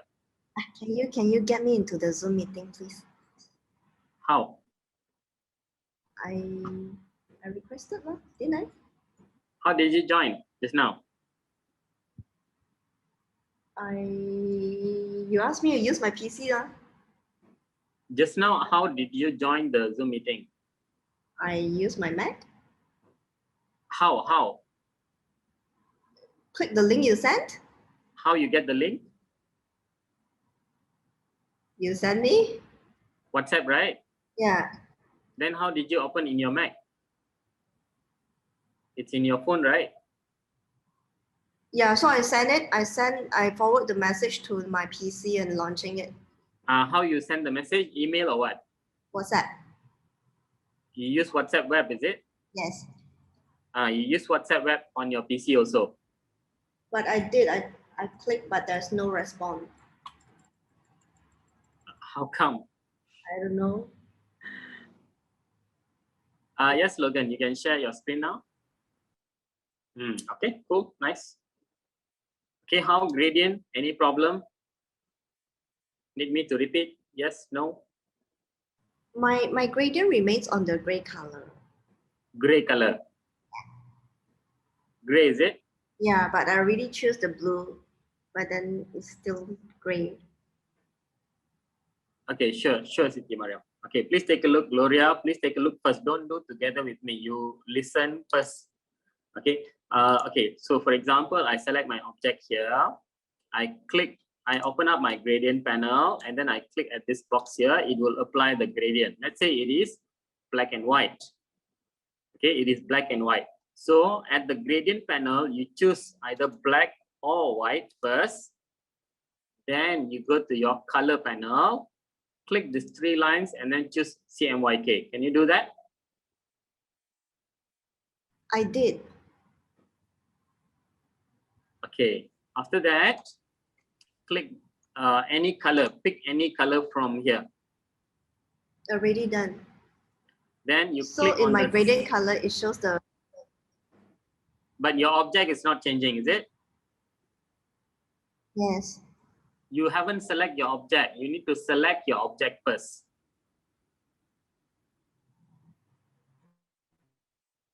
Okay, you need to select your object, then only you change the gradient. Okay. Okay, you need to use your selection tool, click on the object first. Click on the object, and then you click at this gradient color here. It will be black and white. Click on one of the color at the bottom circle here. Then you go to color panel, choose CMYK over here, and then you pick another color. Okay, got it. Okay, great. And then wherever there is a transparency, for example, this object, right? It has a transparency. Okay, let's say I apply gradient. The second color over here, choose the color and then opacity you lower down. Okay, let's say I put 20%. And then the other color, I choose a lighter color, let's say. Something like this. Okay, and this one, the second color also, I can see there is some transparency also. Okay, maybe not very low. So select the color and then maybe let's say I put 90, for example, 90 or maybe 80. Okay, so you get this. Dapat tak semua orang, the gradient part. Okay, Mevly, can you share your screen? Mevly, can you share your screen? Okay, yes, it's the same one. Okay. Okay, what is the problem? The gradient panel here, I can add Uh-huh. an arrow. Like, how come? You have 3 arrows, is it? Yeah. You click and bring it down. The middle one, click and drag down, down. Yes, that's it. So this one is similar to yours, which yours is? Yes, yours correct. Is circle, mine is like this. It's the same thing. Okay, all right.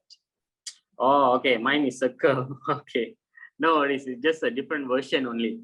All right, so different version, you have a different symbol there. Siti Mariam, can you share your screen? Can I have a look? Oh, okay, guys, if you want to speak up, you use phone, right? If you're using your Illustrator on computer, please log in Zoom dekat PC also. Okay, but you tutup you punya audio. Yeah, you try first, Siti Mariam. Try first. Okay, kalau tak, I cannot see. You can try to log in now, so can. Anyone else got any problem? Gradient done. Sir, Just one. so how you do the pattern, sir? This pattern. Yeah. Okay, shortly I will show you. Thank you, sir. This one I will show last lah. The rest we're going to add text first before that.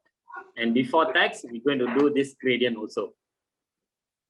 Okay, sir. Thank you, sir. All right, sure. Okay, guys, please take a look here on my screen. Okay, this gradient, there is another gradient on top. Okay, there is another gradient on top here. Okay, for this, we need to have another object. Okay, we haven't created that object first yet. Okay, let's say I select this, the first object that we draw, I select, and then I duplicate. I hold all my alternate key and then I click down, drag down, something like this. And then I use my direct selection tool, the lower point here, 1 and then 2. I just click and drag down to somewhere here. Okay, and then the gradient, okay, you see when the color is when it's going down, right, it becomes transparent. So means that the gradient is to top and bottom, not left, right, like just now over here. Okay, so what I do, I select my object. Make sure if you want to change the gradient, you select the object first. And then you change the angle in the gradient. Okay, let's say I put 90 degrees, 90. Okay, I can see the brighter color here is actually more transparent compared to the top part here. All right, so I select the brighter color over here. And then let's say I put 0, for example. Okay, I put 0, and then the other color, let's say I put 50%, 50. Okay, so from here, I can see there is some color, but not very bright. Okay, you still can see the shapes. Okay, if you want to make it more thicker, the color, select the color and then increase the opacity. You can press up and down arrow key also. Faham tak semua? But of course, because my background is quite dark, okay, I couldn't see the thing clearly. If let's say I remove this, now you can see clearly. The reference image, it has a white color background. That's why you can see clearly. All right. So we have something like this. So let me put back my image. Are you guys done with the gradient? Okay. You can still apply more gradient. For example, over here, okay, I have something here. Let's say this one. This object is supposed to be transparent at this side. So apply the gradient. Okay, and then, okay, there is some shapes. I need to remove this part. I go to my rectangle tool, draw the shape, shift select with this, and then Pathfinder minus. Okay, something like this. One side I put 0 opacity, another side maybe I increase to, I don't know, some value, and I still can change my color to a brighter color and lower down the opacity. Okay.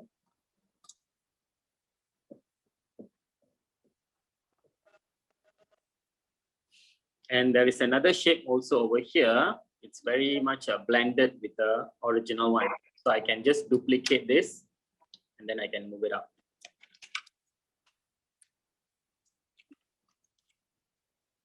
And I can change the color also. Let's say I change it to a darker color.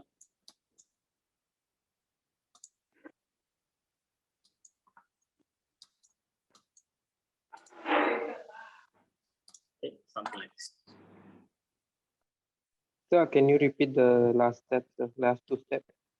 You mean this one, is it? Yes, sir. Okay, let's say I Try it remove all. at the rectangle. Got a rectangle where? Where? No, because just now this object was longer a bit. My object, this one is a bit longer just now. So when I apply transparency on this, my object at the back still visible. This one. So we need to cut this out, right? So that's why I use my rectangle shape. Okay, and then I select both, and then I go to minus front. Okay, from the Pathfinder. Understand or not? Understand, sir. Anyone got any problem? Sir, can I share my screen, sir? Yeah, Checking yeah, out sure. mouse.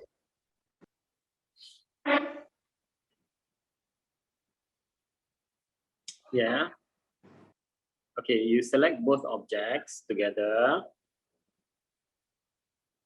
Shift select. Okay, go to Pathfinder. No, sorry, not Pathfinder. You go to Shape Builder. Alternate click to remove the outer part. Yes. Alternate click, and then the middle one there, just click only. Just click. Click only. No alternate. Just click. Yes. So that the object will be separated. You understand? Okay, sir. Thank you, sir. Thank you so much. Use your selection tool, and then you can select the smaller piece separately. Click outside first. Click outside first. Yes. Okay, sir. Okay. All right.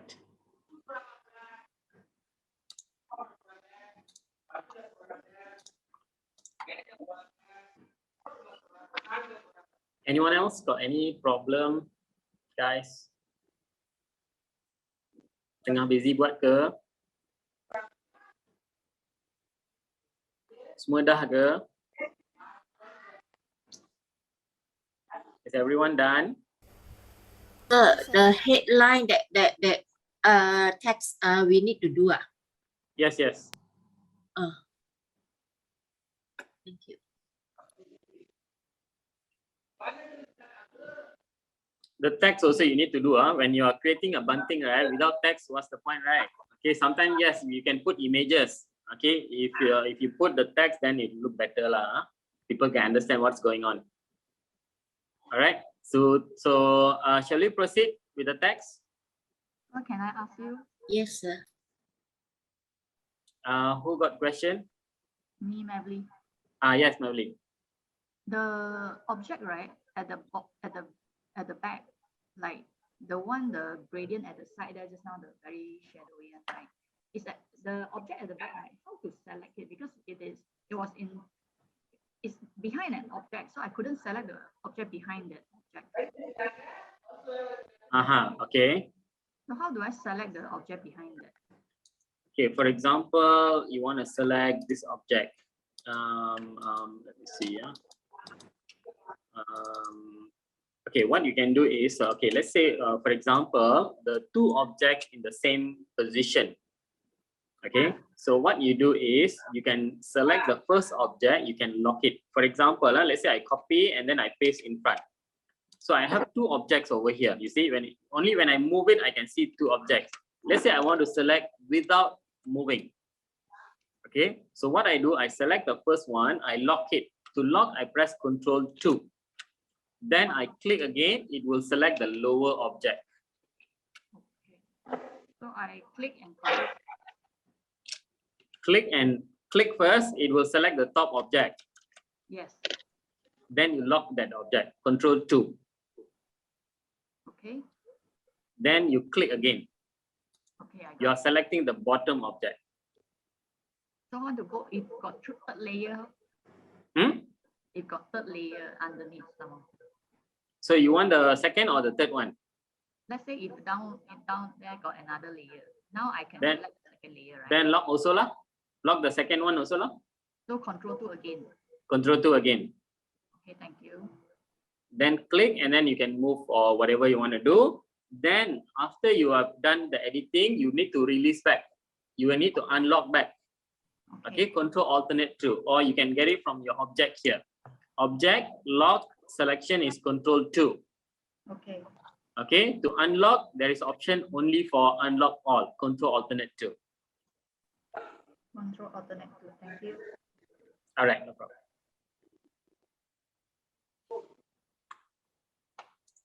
Okay, shall we proceed with the text, guys?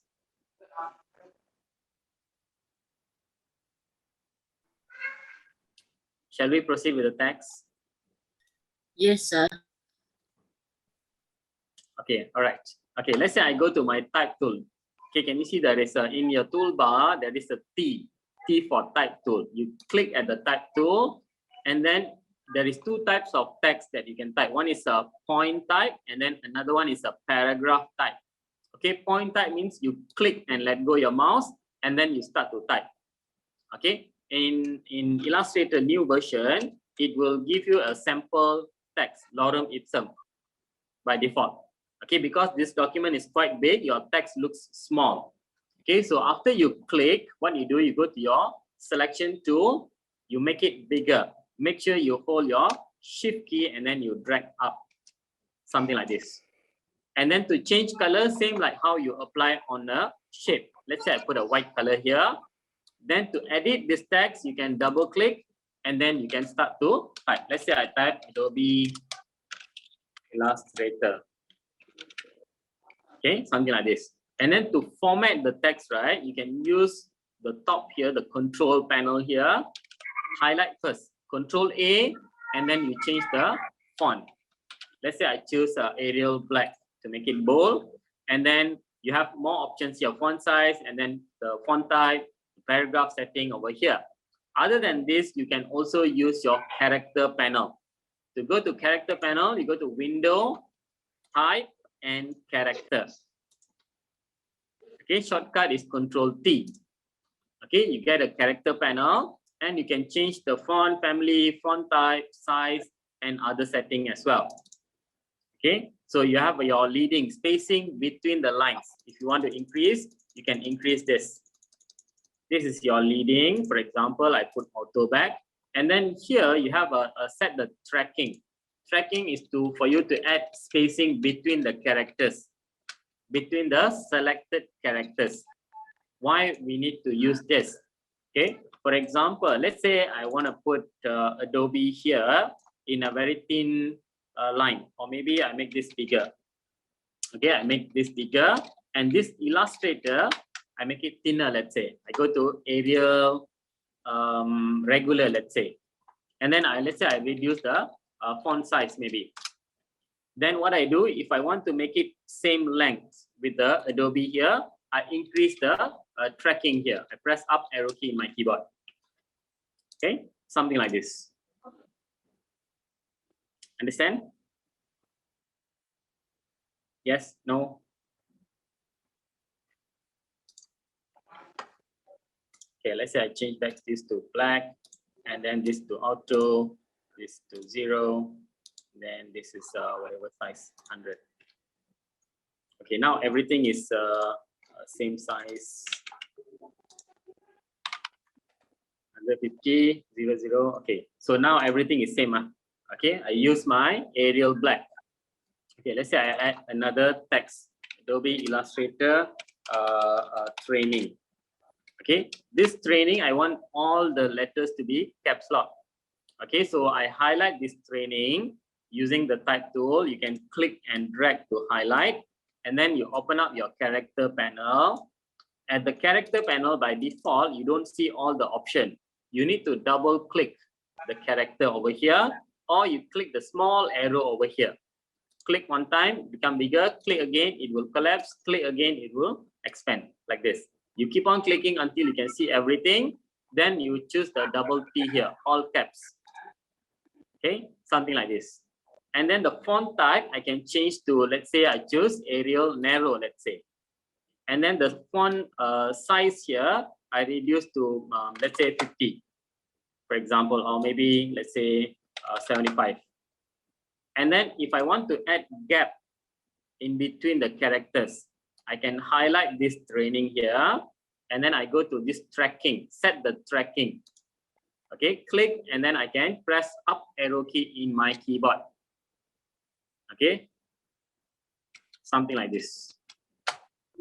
And then this Adobe here, okay, let's say I highlight, and then I increase the font size also. Okay, I can do that. Something like this. Understand? So that you have some variation, or maybe I can use Arial bold, maybe not black, maybe bold. Okay, and if I use bold, I need to increase the font size a bit more. Right? Clear?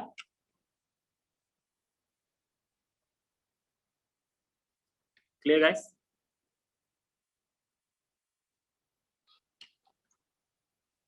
Okay. So can you try to type something related to your whatever product or services that you have? And the text, you don't need to put down here. You can put anywhere in your document. Let's say I want to put it over here. Can. Okay, and maybe you can put some other description. Let's say here I put Adobe Illustrator training, and then here I put maybe somewhere around here. I put what do we call free online training. Okay, and then you can adjust the Control T for character panel. You highlight first, and then change the font family, Arial black maybe. And then this one I change to Arial bold, and then lastly I change to Arial regular. So bold, not very bold, and then very thin, something like this. And then you just adjust your font size. Okay, let's say this not very big, not bigger than your main title. Make sure, remember that. Let's say I put 100, no, slightly bigger. Okay, let's say something like this. Okay, let's say this is the width that I want to follow. The online here, let's say everything I make it caps lock. Okay, and then highlight the online, reduce the font size. Down arrow key, I'm pressing down arrow key in my keyboard. And then the training here, also reduce the font size. Something like this. And then the last one, maybe I add some spacing in between the characters. But if you notice here, right, the spacing between the line is not same. Okay, here we have a big gap, here is a smaller gap. So what I need to do is I need to bring up the online here. Highlight the online, this one, the leading, you reduce, press down arrow key in your keyboard, something like this, so that it will look like even spacing. Okay, and also I can centralize this entire text. I go to my paragraph panel, I choose align center, and then of course I need to move it back. Clear? Clear, guys?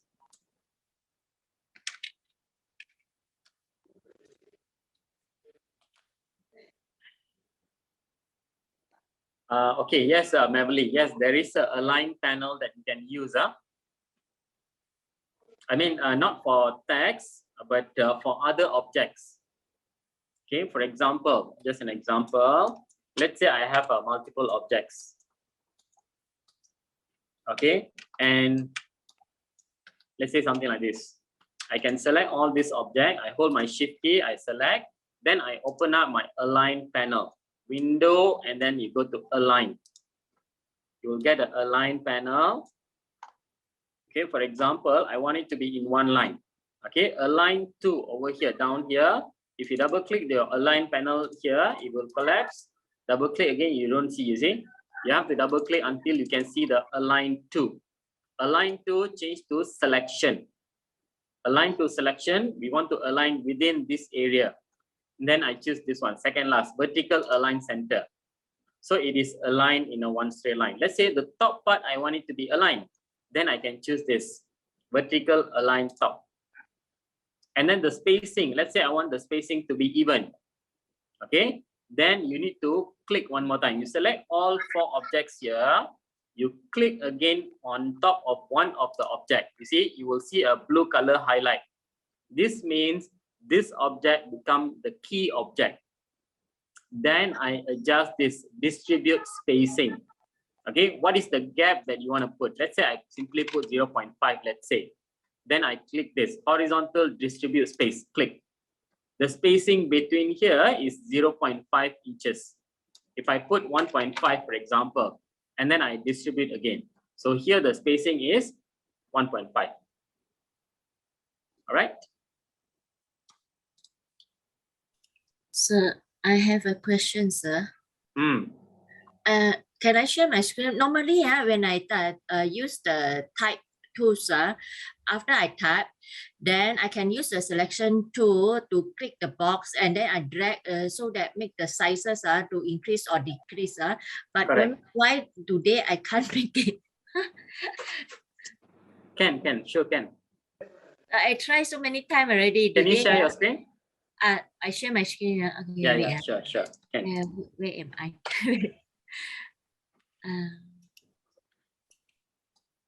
Here, share screen. Will you stop? Okay. Yes. Okay. Yeah. So can you see my screen? Okay. Yeah. Can. You see, now I'm using my selections tool. Okay. Okay, did I mention to you there is two types of typing? One is a point type and paragraph type. Remember? This one macam ada paragraph. This one. Yes, correct. Because when you type a text, when you click and drag, it will become paragraph. When you click only, it will become point type.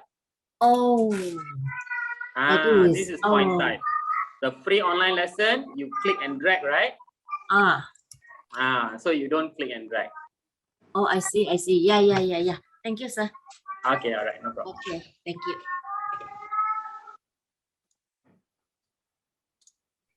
Anyone else got problem? Yes, text, you cannot use the align panel. Okay, if you want to use other language, Chinese, Tamil, font AI, the font will change the vector itself. Okay, Dayun Chin, normally what I do is, okay, for example, Microsoft is very friendly, Microsoft Word, right? It's very friendly with all these other languages. Okay, you just straight away go copy from Google and then you paste it in Microsoft Word, it will follow. But once you copy and paste in Illustrator or Photoshop or InDesign, the font will all be Lariwan. Okay, so what you can do is you type the text in Microsoft Word, And then what I do is I convert it into a PDF, print as a PDF, and then I open that PDF, I save as EPS. It will create outline. Okay, once I save as EPS, then I open it in Illustrator. Okay, Dayanchin. Yeah, and sometimes even if you have fonts, right, what I experienced before, even though, like for example, Tamil language, which I tried before, even though you have your font in your computer, when you start to type in Illustrator, it won't give you the precise result. The combination of the keys in keyboard, it doesn't match with the text that we want. Okay, so normally I just create in Word and then I convert it into a PDF, then PDF to EPS, then only I open in AI. All right. Can use keyboard language. Keyboard language. You can try. You can try. Yes, yes. Chinese also seem have that problem. But just now you give me the good a good solution already. Thank you very much. Yes, yes. When you type in Microsoft Word, okay, no problem. But when you type in AI, then got problem, right? Yeah, it will go and the line is not so smooth. I see, I see, I see. It will break off. Same with Japanese also. I try. Yeah, thanks. All right, no problem. Niza, I'm not sure. I never tried with the keyboard language. Okay, but this is the common problem lah. Common problem. It's to do with the font setting. Okay, maybe AI doesn't support this language thingy. All right, so you create elsewhere and then you convert it into a PDF and EPS. It will create outline, a vector file. Okay, actually all this font that we are using is actually a vector format. Okay, because you can make it as big as you want, as small as you want. It doesn't break, right? So it is a vector. So you just have to convert it into a EPS file. All right. Yes. Okay. Thanks, Madeline, for the question. Okay. Let's say, for example, okay, you have a font. Let's say I have a font here. I change to Arial Black, let's say, to make it thicker.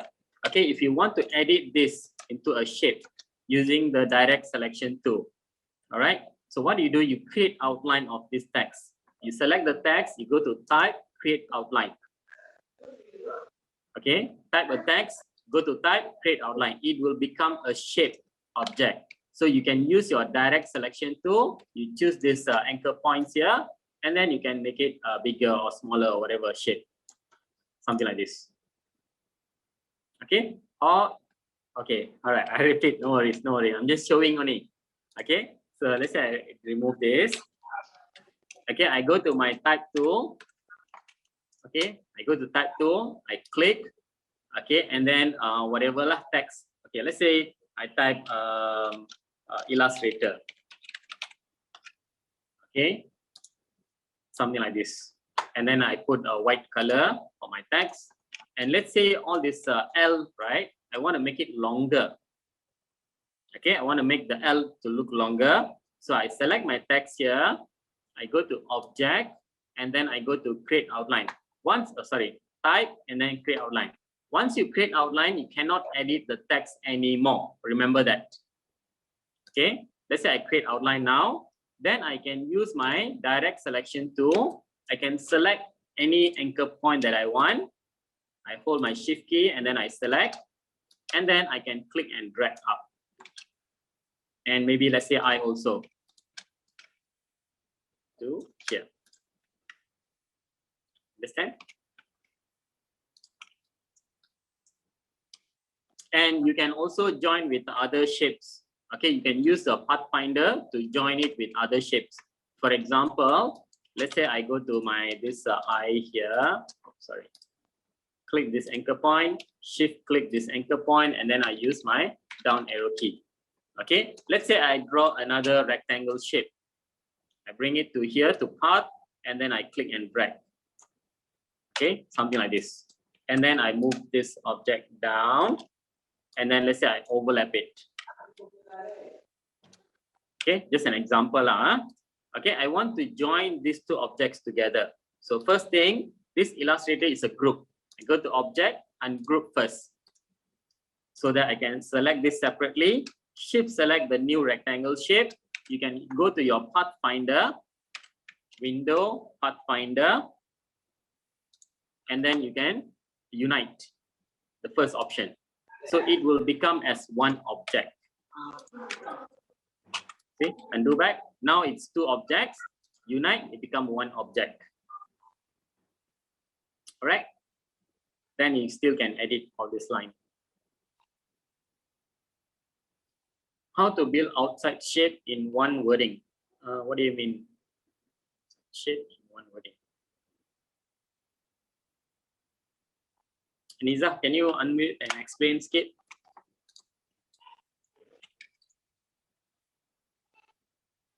Niza?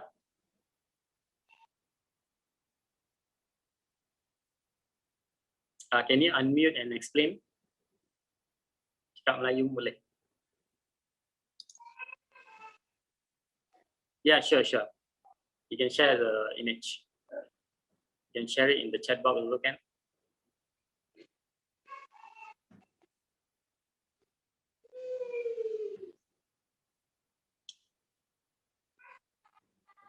Shit.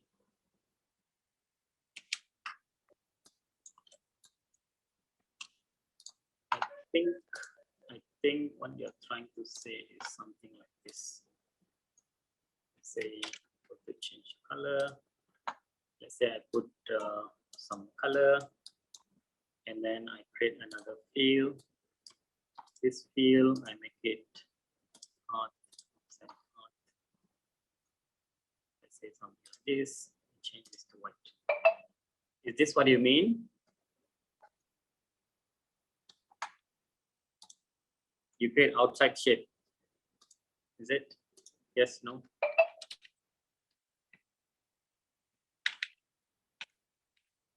Aniza, where are you sharing your? Okay, anyone else got any question? Okay, before I proceed, right? Okay, it's already 9 o'clock. Maybe some of you going to leave early or whatever. Okay, I need you all to do something. Okay, this one is I'm just experimenting. Okay, so I need you all to do something for me. Okay, I'm sharing in the chat box a link for you guys. Okay, it's actually a Facebook post. Okay, previously last week, okay, last 2 weeks, I asked everyone to share the post.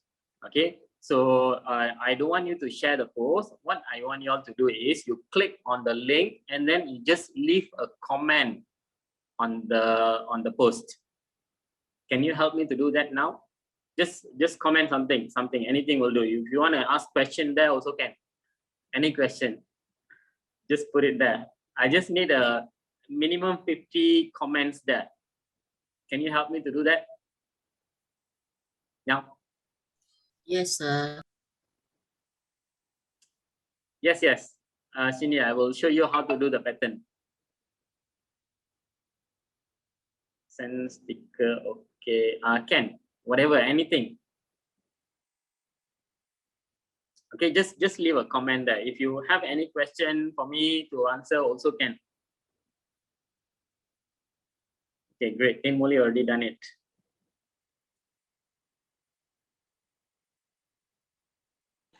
I didn't receive the link. Didn't receive. In the chat box, can you find in the chat box? Oh, I see. Okay. Okay, this there is another question there. Okay, let me go back. Okay, please read before comment. Do I need to do it again? No, if you already leave a comment, no need. Thanks a lot. Okay, any comment will do. If you have any question for me also, you can post it there also. Just put a comment. I need 50 comments, please. Okay. Okay. Mavely got asked how to make the outline of a font thicker outline. You see, guys. Okay, while you're commenting, just please take a look here. I open my color panel, and then I also open my stroke panel. I go to window and then I choose stroke. Okay, color panel for me to put a stroke for my text. I click on the stroke color and then I choose any color. Let's say I put a pinkish color like this. And then from the stroke panel, I increase the weight. You see, when I increase the weight of the stroke, my white color is covering, the pink is covering the white color. So I double click my stroke panel and then over here, align stroke. Instead of center, you choose outside. Okay, so is it changing or not? Okay, it is not changing. Why? Anyone got any idea? I cannot click here. Can you see that? Cannot, because it only applies to a shape object. For example, if I have a rectangle shape and then I put a stroke, a pink color, and then I adjust my, this one, can you see that? Now it is outside, only outside. But for font, right, what you do, you go to appearance panel. Okay, so let's say I remove my stroke right now. I select my object. I go to window and then appearance. In the appearance panel, you click at bottom here, add new field. And then you change back to original color, which is white color. And then you create another field. Now I have two fields here. Select the lower field. And then you go to effects. You go to path, offset path. And then you increase that. Okay, let's say I click OK now. And then I click the second field here, the bottom one, and then you change the color. Then if you want to change the thickness, you just increase the offset part. Okay.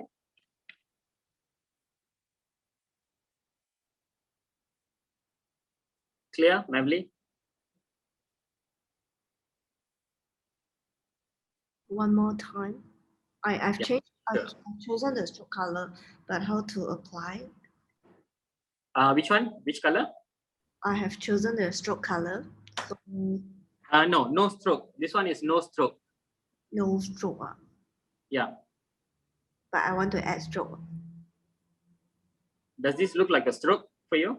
Yeah, the pink color stroke. It looks like stroke, right? Yeah. So I didn't put stroke. You understand or not?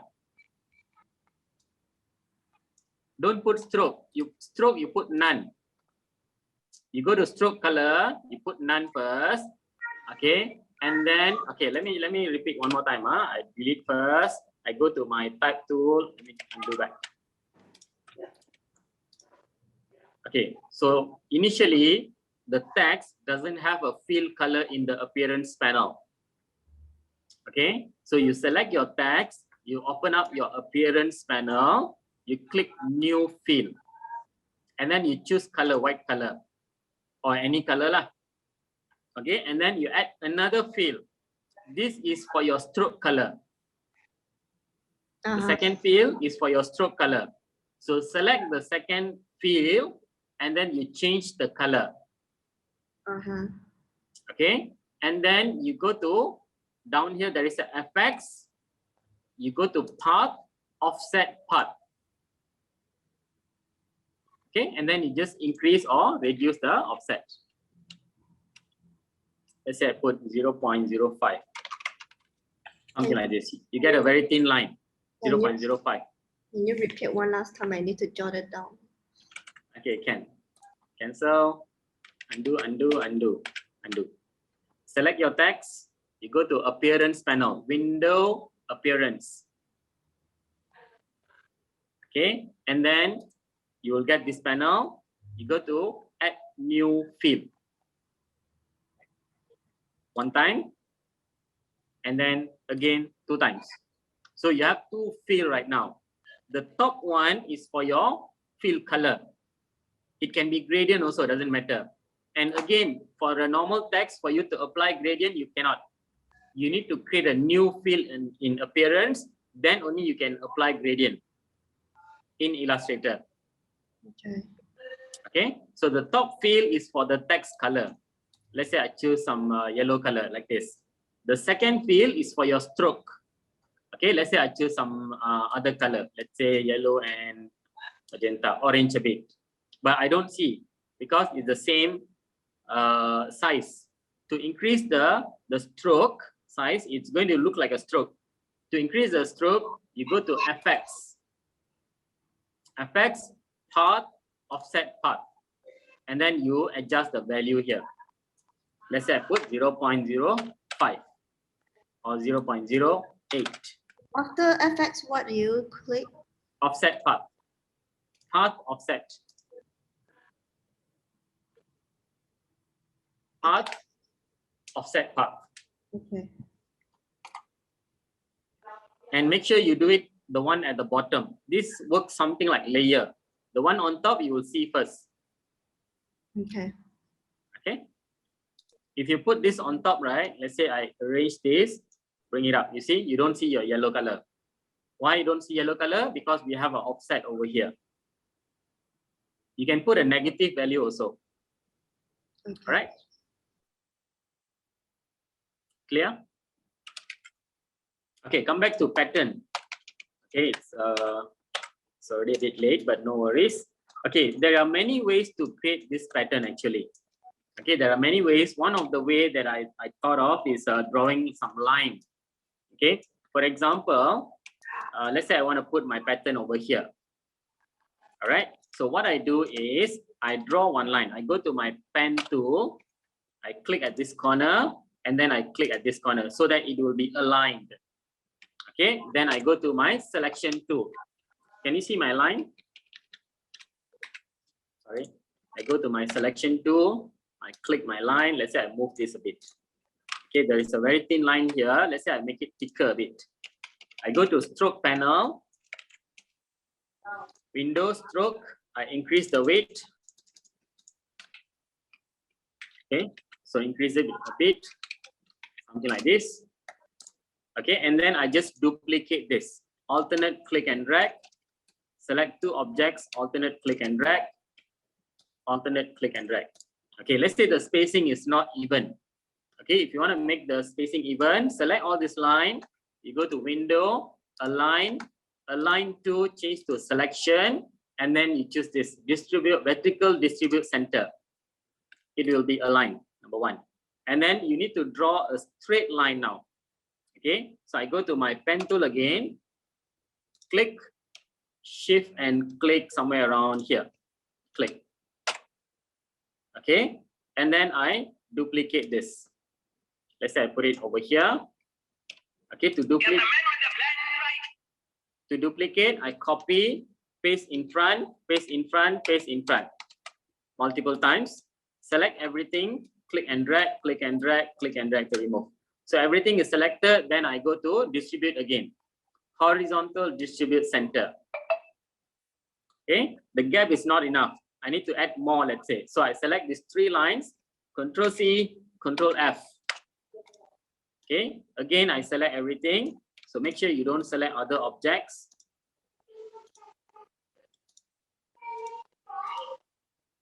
And then distribute again. Okay, let's say something like this.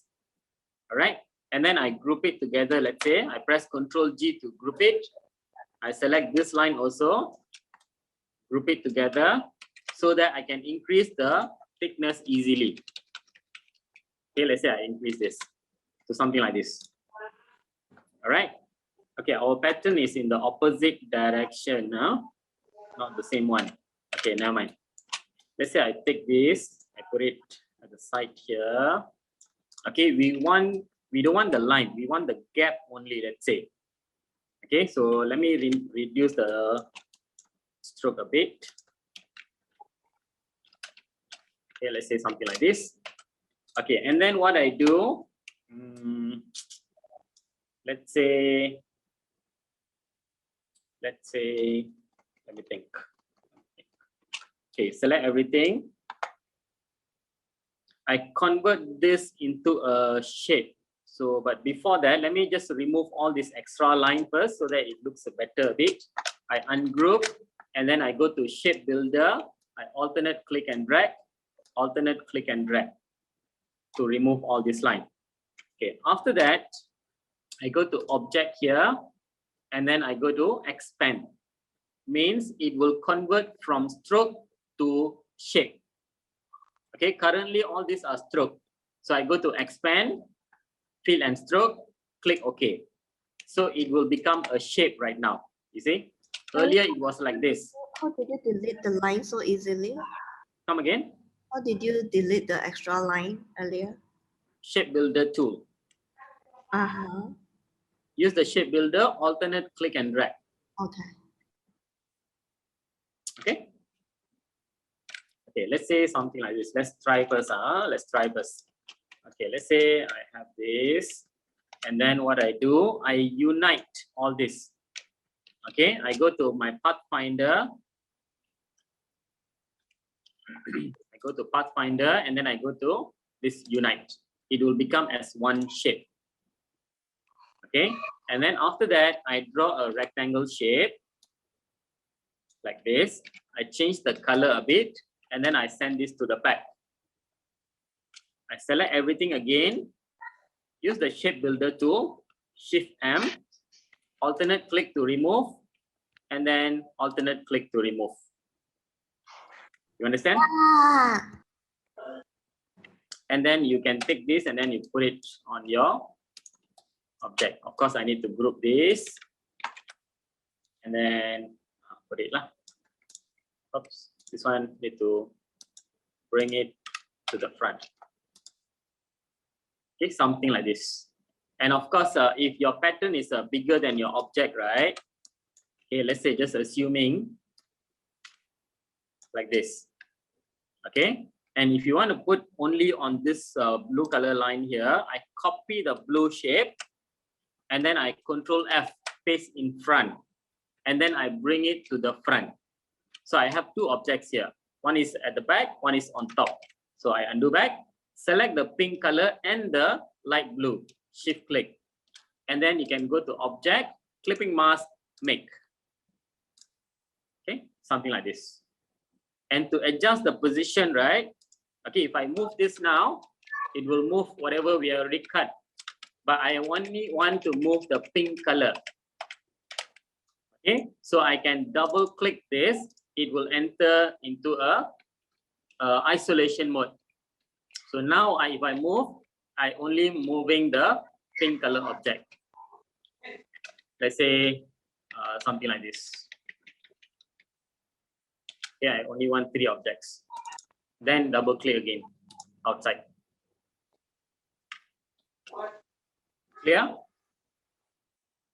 Okay, don't worry. Okay, I'll be not really. Once you understand, right, then you will feel it's easy actually. Less than 5 minutes, right? Done, right? Yes or no? Yes, sir.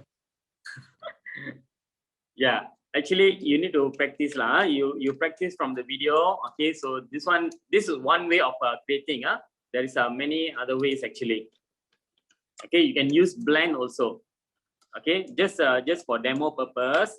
Okay, let's say I have this shape here. I Control C, Control F, and then I make it smaller. And then I draw another shape to cut it. Select both, and then I go to my Pathfinder. I remove part of it. And then let's say I change the color for now, like this. I take this and then I put it over here. Okay, and then let's say make it slightly smaller. Alternate click and drag to duplicate. And then I select both objects together and then I blend it. To blend, I undo back. Select both objects together, go to object, blend, make. Then you go to object, blend, blend option. Smooth color change to specified step. You reduce the number of steps. Click OK. And then use your selection tool, alternate, click and drag. Alternate, click and drag. Okay. And then of course the spacing you can adjust using the align panel. Distribute, vertical distribute center. And then you can move all 3 objects at the same time. Understand? This one is using blend. Just now we use line.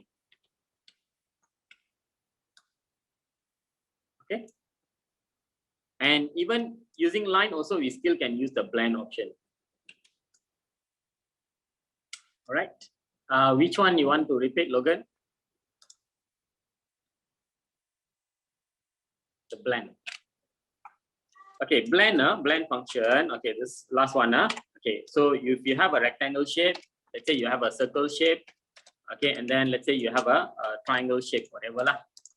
Okay, let's say something like this. And then you have a different color.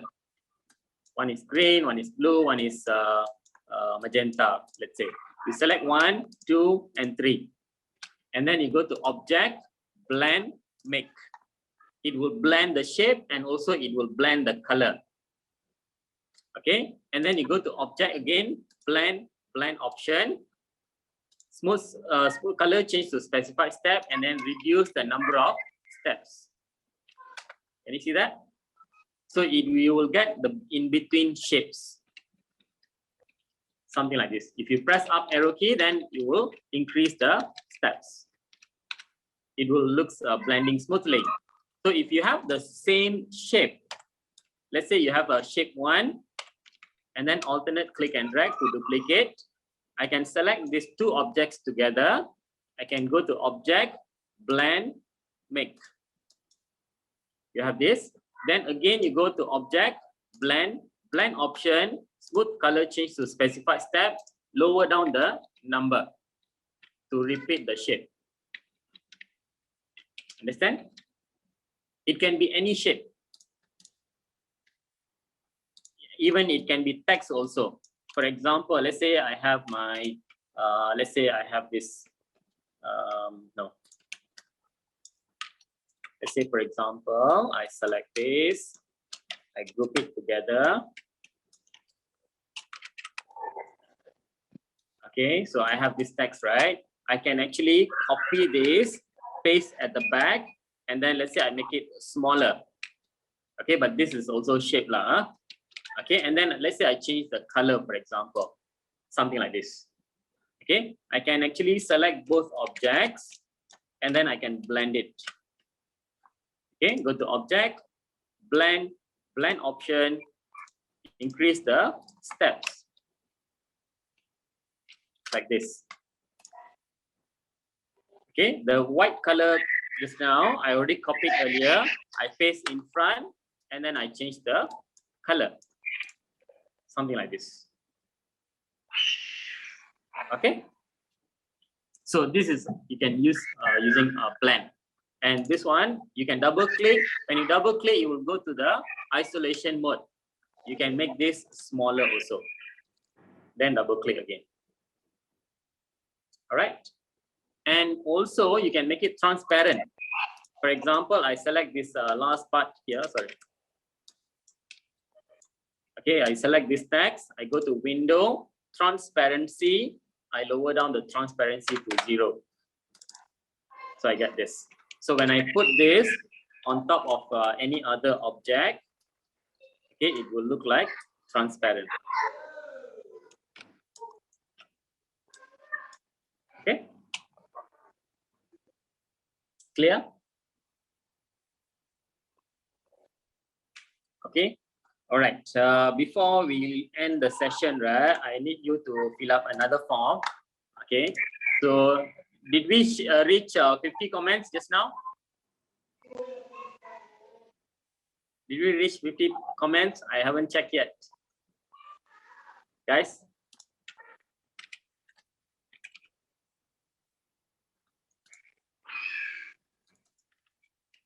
Okay, please help me to fill up this feedback form.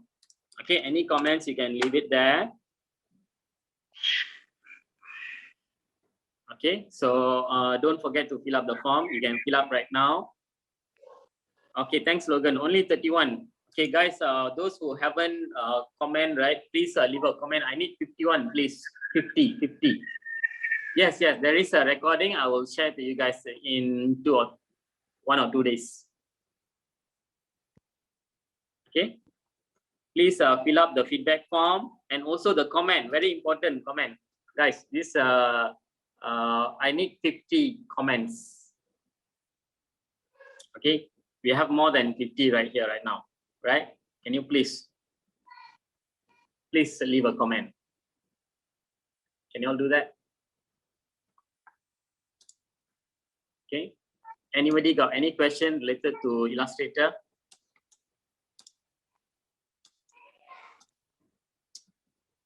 Any questions, guys? And this document, you just save it as PSD and you can send it for printing. Okay. So this one ugly lah. Okay, this one of course you can apply with a gradient color which match with your design. All right, don't leave it as this color.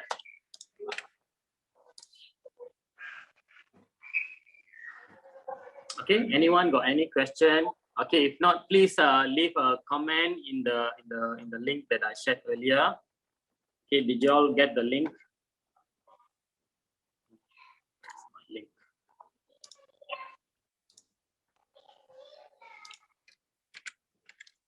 Okay, I'm putting in the chat box right now. Okay, this is the Facebook post. I need you all to comment, please, guys. And also the feedback form. Okay, can we remove the extra drawing with the shape builder? Is it? Lynn, the extra drawing outside of the document, is it? Outside of the document or inside the document? Lynn.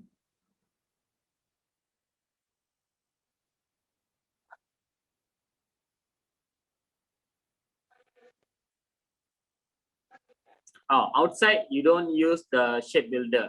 You use clipping mask. You draw an object. For example, let's say you already completed. Let me share my screen back. Let me share my screen. Let's say assuming you already completed. Okay, Kwan. Okay, who else feel I'm talking too fast? Who else feel I'm talking too fast? All right. Okay, assuming you already completed your drawing, you select all your objects in your drawing here, you group it together. Go to object, you group. Okay, after that, you create a rectangle shape slightly bigger than your bunting size. Okay, how to do that? You go to your rectangle tool, you just click and let go, don't drag. Click and let go, you will get an option like this. And then you key in the width is, our document is 24 by 72. Okay, but we want the bleeding also. Okay, so let's say I increase this to let's say 25, and then here 73. Okay, so I get left, right, I get 0.5 inches. And then top bottom also 0.5 inches. Then I click OK. And this object, right, the rectangle shape, I need to align it to the center of the artboard. I go to my align panel, I choose align to artboard, and then I choose the second one, horizontal align center, vertical align center. Okay, now it is in the middle. I select both objects, which is the group and also the magenta color here. And then I go to object, clipping mask, make. So I get this. So before you send for printing, you can send this document. All right.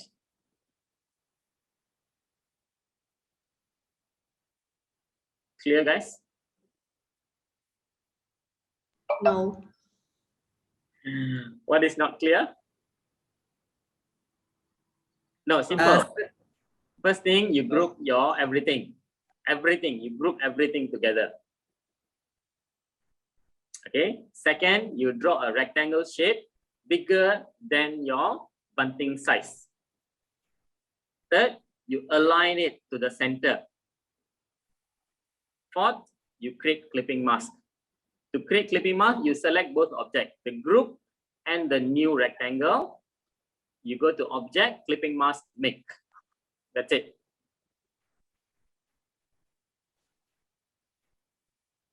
Anybody got question? Sir, Jiten here, sir. I'm so sorry because I couldn't attend your class for last 1 hour because I was having a different meeting. All right. So is it possible to get the recording or something, or you want me Yes, to do yes, yes. any Yes. formalities I I'll be can do sending for out you? the recording session. Okay. So is it possible anything I need to do? Because I have another small meeting also, sir. I don't know what to do. But anyways, you want me because I need to go out. So Yeah, so can, what do I no do problem. now? No problem.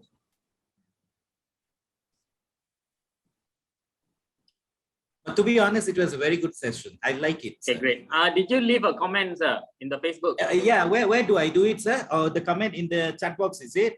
Or where? Okay, I'm leaving the link there. You click the link and then it will open up the Facebook post. You just leave any comment, doesn't matter. Okay. You put a thumbs up also can, no problem. Yeah, no worries, sir. Okay. Okay, so great, only great. that's the thing I need to do, right? Yes, yes, that's the thing. Okay, sir. I do it now. Huh? Okay, sure. Great, thanks. Yeah. All right. Most welcome, sir. All right. Anybody else got any question?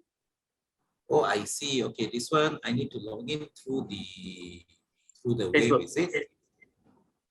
Can I use sir, the link, can you just put in a WhatsApp group, can, sir? Can, no problem. You just put in a WhatsApp group, sir. Which group are you in? The one you send us the Zoom link this morning or afternoon. Which group are you in? I don't know. Oh, okay. So, all right. Okay, never mind, sir. Because I got the link from your personal number to me. Oh, that means you are saying. Okay, never mind. You just drop me a reply my WhatsApp. Okay. Okay, all right. I said, I just send you now. Okay, sure. Anybody else got any question related to today's session? Sir, so for grouping, first grouping, second you go rectangular, draw a bigger rectangle than the Bunting. Where to get the align artboard out? Window align. Window align, and then just align them and click mask and make it, right? Yep, correct. Thank you. Yes, Niza. Sir, did you get my message already? Yeah, I received it. So you just send me the link, I will fill up. Sure. All right.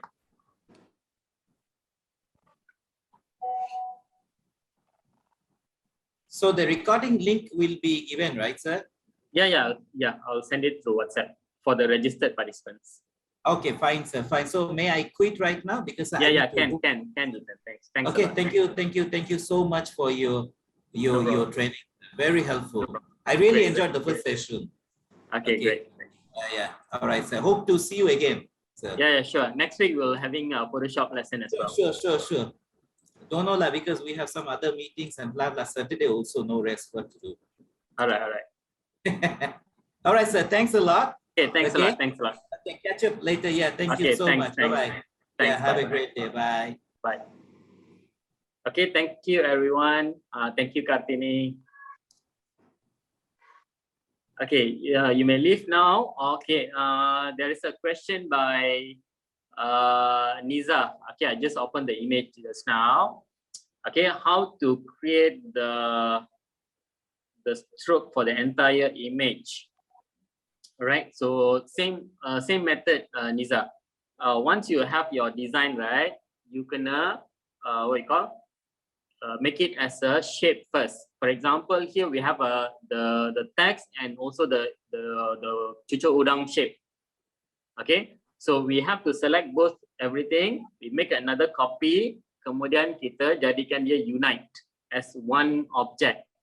In that one object, kita offset dia punya part. Same like what we did for the text, offset part. Okay, faham tak, Niza?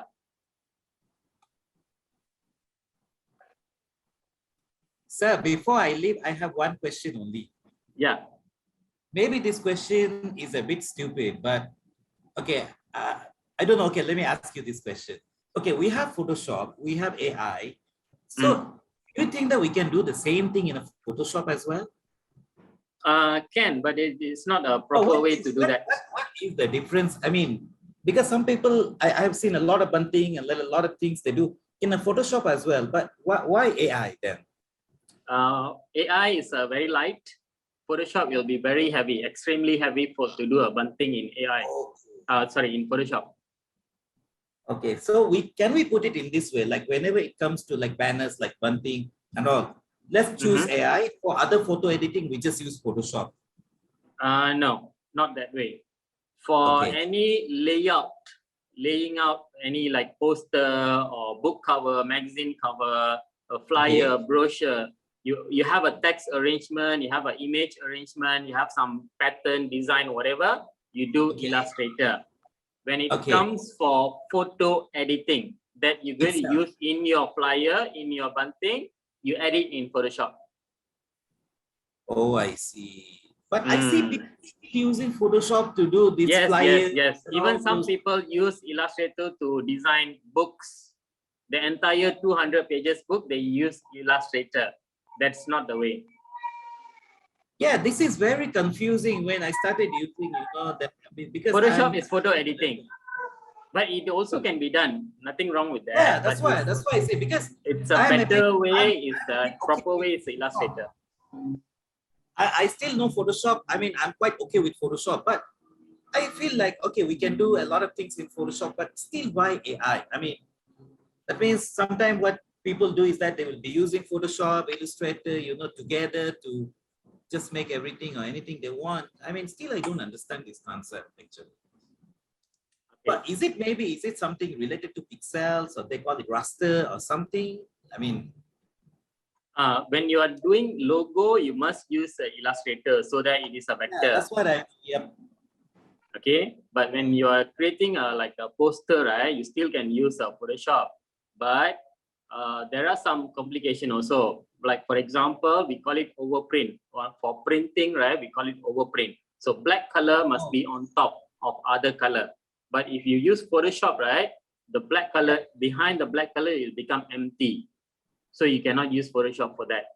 Still can use, but the printout quality is not as good as from Illustrator. You mean the behind background is going to be empty? Is it like a kind of transparent mask or what? Transparent? No, like if you have a black color text in Photoshop, a poster, black color text in Photoshop, it's not same as black color text in Illustrator. Oh, I see. Okay. All right. Okay, that is for printing. Okay. But for digital media, you can use Photoshop, no problem. For printing, you must use Illustrator. Okay, let's take it in this way. Okay. All right, sir. Okay, sir. Thank you very much for your answer. Thanks a lot. Yeah. Thanks a lot, sir. Bye-bye.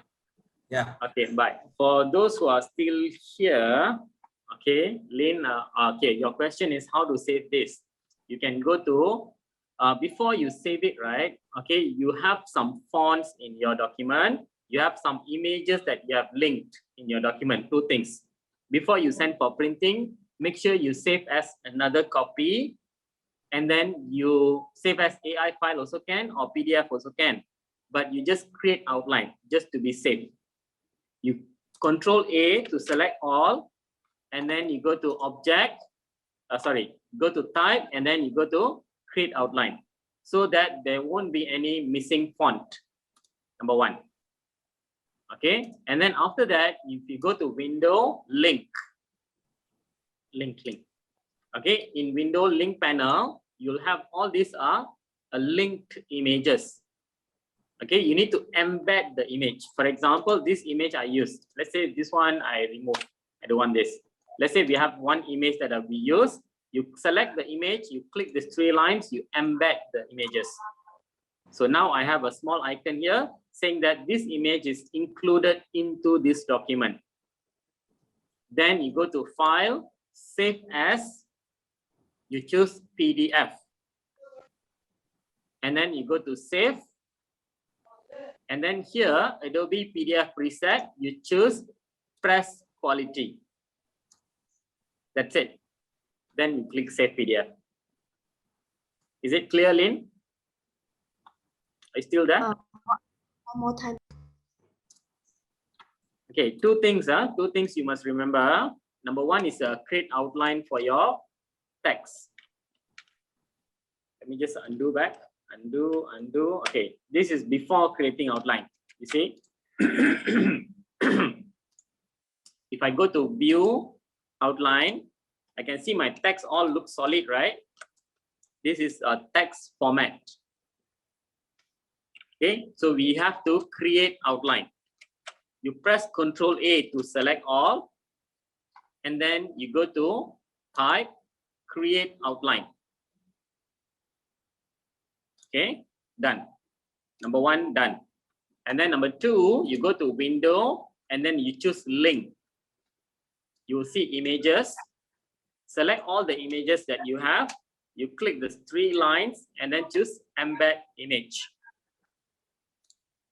Okay, the images will be embedded.